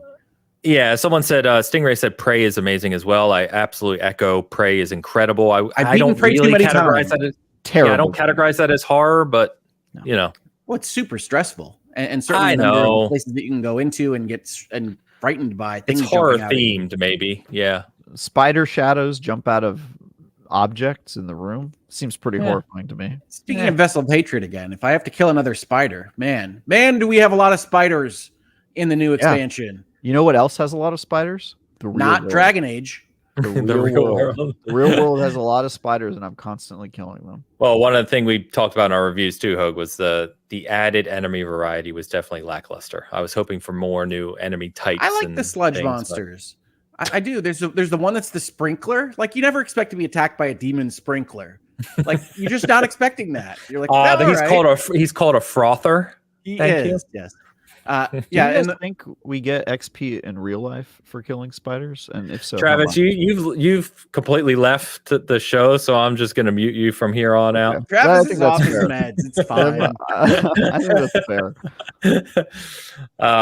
But yeah, I you've got me now. I either am gonna buy Layers of Fear today, the remake, because I've been meaning to do that and I just haven't, the collection, or I'm gonna install Condemned, or maybe both. I don't know. We'll see. But you've got me in the I don't horror even mood think now. you have to install Condemned. Those are do you mean? OG games. Like you can just play them off a disc. Like that's the mark of that era is you can It's play a them straight off 360 the disc. launch game. Yeah, I have the disc. Yeah. I mean, I have You it. don't even have to install it. Like that's you know what I mean? Like Oh, games seriously, today, you can play it off the disk drive? Really? Yeah, you can play it Wow. off the disc drive. So Okay, cool. Shoes mentioned Fear, by the way, a Fear remake. Fear coming back. That would be cool. Those were cool games. So oh, right, you can't play Condemned 2 back compat. I forgot about that. There's a game I was just recently playing. I that did not reminds know me of that. Fear. It's Yeah. Ghostwire Tokyo gives me those Fear vibes. They have I those like kinds of Ghostwire. abandoned areas. Yeah, I like that game. I didn't know Condemned 2 you couldn't play. That's crazy. Yeah. But I had like for a while because I had all those 360 discs and I was trying to like figure out which ones I owned that I could play on my current console. I mean, I still have my 360 in a pinch, but like, yeah, there's some series like that where it's like, oh, you have to either play it on the 360 or if it's back compat from like the original Xbox, but only on the 360. There's a few games that are like that. which are Oh, really annoying. interesting. Yeah. Shush also called out The Suffering. Yeah, another Good one. There's game. a lot of hard games out I there. played that game when I was too young. My God. What was the famous one, Eternal Darkness in GameCube? Silicon Knights, Eternal Darkness. Eternal Darkness. Yeah. Okay. Yep. All right. Well, in addition to, we'll get to our closing here. In addition to what we're already talked about this week, because October is a crazy month. We have Neva coming out on Tuesday, which is the follow-up from the team that did. Is it Greece? I never know. Dan reviewed it years ago, but I believe it's Greece. Greece. Yeah, I think it's pronounced Greece, right? But it looks like Gris, right? Yes, I believe Grease Greece is the Lightning what word. it's called. The follow-up from that team, we'll actually have a review on that tomorrow. Lewis is doing the review for us, so you can take a look at that. New World Eternum comes out, so that is the Amazon studio that was the game that was on PC only. So this is the expansion update, but it's also coming to PS5 and Series XS on Tuesday as well. Yeah, it's We like get a the new revamp, though, right? Like it was an Yes. MMO, and now it's like an action RPG on the consoles or something like that. It's both. It's kind of both. Yeah, it was very action RPG-ish MMO to begin with. So it's kind of like, they're making updates to the game, and this is like it's 2.0, if you will, and coming to consoles. No, I'm definitely going to check that one Be out. careful of that one. You can lose hundreds of hours very easily. It's an extremely fun game. Yeah, Steve did that one for us. He really liked it at the time. So I'm curious. We got the new Super Mario Party this week, Jamboree, on Thursday, I believe that one launches. And then maybe I'll go to a rooftop party with that one. We'll see. We get Unknown 9 Awakening on Friday. Travis, I don't know if you can say anything still, or is the embargo maybe this week? I can say that I have beaten the game and the embargo is this week. I can pull up the exact embargo if you want. I'm writing the review today. So you'll see the review for that this week. We can talk about that next week. That's the one that has the actress who plays Yennefer in the Witcher Netflix series, who's I love in that the to game. be the call out for that game. That is. I read. Yeah. Okay, that makes sense. Well, I'm entirely in favor of new IPs and things. I've seen Are videos you? of that game, but it doesn't seem to have the strongest understanding of how to sell a video game. So it'll be interesting to see if they had a better understanding of how to make them. Clear, this studio is brand new. This is their first game. I met them around GDC and previewed the game, and so you can read my early thoughts about that game already, and then my review will be live on. Where's the embargo? Come on, is in the reviewer's guide down here? Sure. October 17 at Wednesday. 7 a.m. Pacific. That's Thursday. Excuse me. Thursday at 7 a.m. and then the game comes out, I think, the day after. Yeah, it comes out on Friday. I want to be extremely clear. I've not talked to Travis about this game, so I don't have any idea what he's rated it or reviewed Neither it. do I. but I also haven't it- rated or reviewed it yet. it So. feels like a 6 or 7 incoming. It feels like one of those kind of Focus Interactive AA games, and I wish a new studio the best, of course. But to Hogue's point, I don't think there's a lot of awareness of this game out there right now. If they could nail a 7 kind of hidden gem, I love this experience, but nobody has any idea how to play it, and it's kind of clunky. I would love that. Would love that. Yeah. But Yeah. I have no idea whether they can achieve that or not. And then I also want to mention the last announcement we got this week. Well, Poker Face, which is just a random out of the blue announcement, is that Red Dead Redemption, not 2, the first one, is finally coming to PC on October 29th, only 14 years after the game release. So PC players, you'll finally get your day in the South and Mexico and Red Dead. Should have made it like 15 for playing on PC. Looks like Grand Theft Auto needs a little bit more in the budget. The crazy thing is, there was rumors last year, I think, starting that they were remaking Red Dead 1 in the Red Dead 2 engine, which I was hyped about because I thought that would be great. Yes, I know. Do that, please. But instead, we get Red Dead 1 on PC, and it's literally pretty much just the Red Dead you can play on Series X. What's funny is the Series X backwards compatibility on so many games is like the hidden secret that people don't realize. Red Dead 1 is fantastic on the Xbox. The Final Fantasy 13 series is as best as it's ever looked on the Xbox. And like people don't fully understand that, I don't think, at this point. Or appreciate it. Yeah. Anyway, on the season gaming side, we have the review of Neva. Like I said, tomorrow I have videos up on Vessel of Hatred. I have my Jaguar build video up. Jaguar. Okay, I have to talk to you about this. Jaguar. No, we're not British, Travis. We're not going to say it like the car company. I say it's it. Jaguar. I want to say it, and you can shut the up. It's like it's Jag, and then like the band with the alien monsters. Jaguar. I think Hogue, that is a very interesting opinion you have, and you can it's the way you pronounce the word. I can't listen to Jaguar. You can take it and you can carry it around in your nut bag. Okay, you freaking weirdo. All right, Jaguar. Just work with me here. Jaguar. David Attenborough taught me. Jaguar. Yes, I know the expensive car commercials. I understand that is a ridiculous way to pronounce it. Do you say aluminium? I mean, my family does. Yes. If you read the word, aluminum is a crazy way to say it. I mean, read the word. The other one that always gets me is vitamins. Have you taken your vitamins? Okay, oh my vitamins, gosh. that I don't understand that one. But now I kind of want somebody to super chat just random words that have weird pronunciations for Travis to have to read to us. But I also don't want that. So here we are. Jaguar. Pronunciations are fine. Jaguar. Got it. Jaguar. Got it. Jaguar. So we got three pronunciations for one word. What else would you expect out of Bitcast? Come on. The majestic Jaguar. That's like the sloth. You can't. The sloth I can't get on board with, Travis. I can't. I say sloth for the animal and sloth for the vice. How often are you talking about the animal, Travis? I'm curious. How often am I talking about the vice? I mean, I figure a lot. I feel like the animal comes up more often, to be honest. By the way, Vintage Willow with the super chat. Travis, you need to read this one, of course. Sloth. For $10, Vintage Willow writes sloth. I do pronounce it sloth. I don't believe she did write that. She writes sloth. Yeah. She writes sloth. She's giving you money to pronounce it correctly, Travis. Yeah. First of all, words have different pronunciations. None of them are wrong, except for the ones that are actually wrong. Even your factory manager calls you out here. How's that? It doesn't have an A in it. It doesn't have an A in it. He writes slouth. Rob probably the second writes slouth, which I don't know. I don't know. He kind of wrote sloth. It's like a dip slouth. That's clearly slouth. That's sloth. Sloth. Yeah, I think that's sloth. Sloath is not slouth. Oh, sloth. Like cloak. You wouldn't say clouk.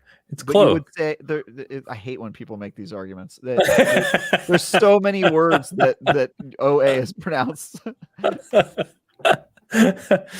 Anyway, my Jaguar build video is up, and I'm doing a full 100% gorilla right now, which I wasn't feeling at first, but it's really come into its own and it's wrecking everything. So I may do a vid on that as well. We'll see.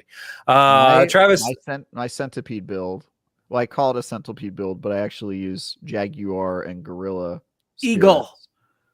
Okay, Eagle's the meta, though. You can't call out the meta builds. Eagle is the meta, but I doubt Hogue is playing it that way. I mean, you guys keep Hogue's telling just me a this. late game meta. He's on YouTube looking up the top builds. He's not playing it that way, but come on. Our friend Kevin Babbage, Ains, the guy who is knows more about Diablo than everyone, he's on the Eagle build. Do you know why I picked everyone is. Stupid, yeah. Because I love Scrubs and JD yells Eagle. That's why I picked Eagle.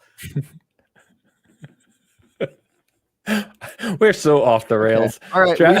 All right, we should have a show. I'm going to say something I regret. Let's get out of here. Hold on. First of all, I forgot to thank Vintage Willow for the $10 super chat. Thank you, Willow. Travis, what do you got coming this week? I've got a review of Unknown 9 Awakening. All right. I've got a preview. I can't talk about that. That's all I've got. And then I reviewed a game last week, I think. Oh, right. Diablo 4. Who talked about that one? Jesus Christ. My life is a little chaotic right now. Married life, folks. Married life is easy. So here's my married life. Nobody ever. Yesterday, my wife, Deanna, she took a nap that lasted 6.5 hours. She did, just to be clear, it wasn't like she was sleep deprived and she was just sleeping during the day. She had a full night of sleep. She actually woke up late at 11:30, and then at 4 she took a nap that went until 10:30 in the PM, and then she went to bed at the normal time. She was like, all right, it's 1:30, you got a show tomorrow, we'll get 6 hours of sleep. She's still sleeping. Sometimes you got to rest. So honestly, she lives with you. I just hang Is out. she anemic?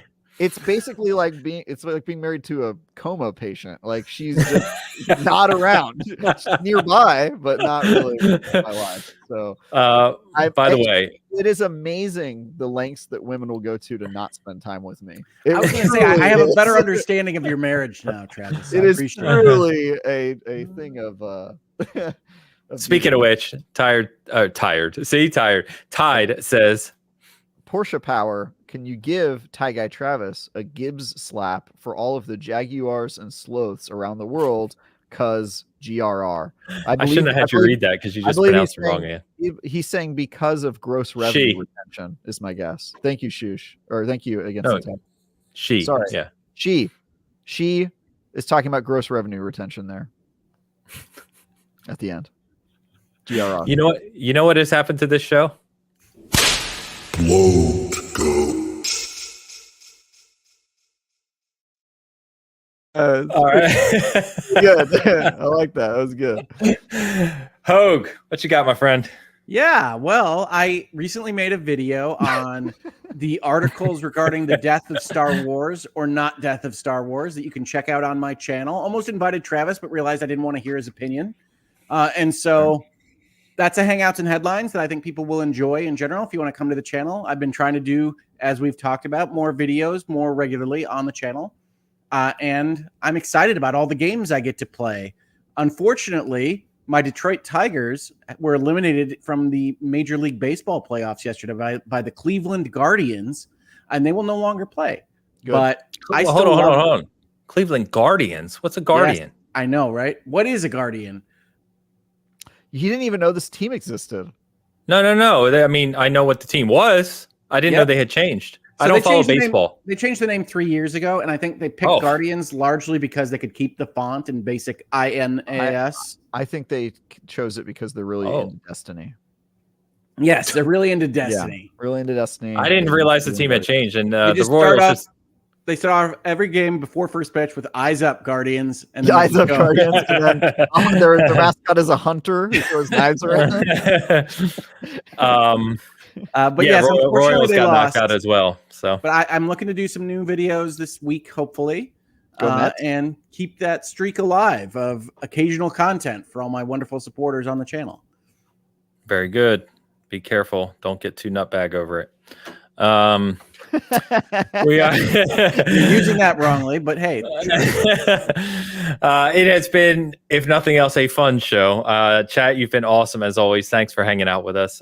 We have a tremendous amount of excellent games to go play. So I hope you do that this week. I hope you enjoy the rest of your Sunday. Those of you hanging out with us, for all of those listening later in the week, enjoy your games. We will be back next Sunday as always. Enjoy your time, and we'll see you then. Peace. Skull and Bones.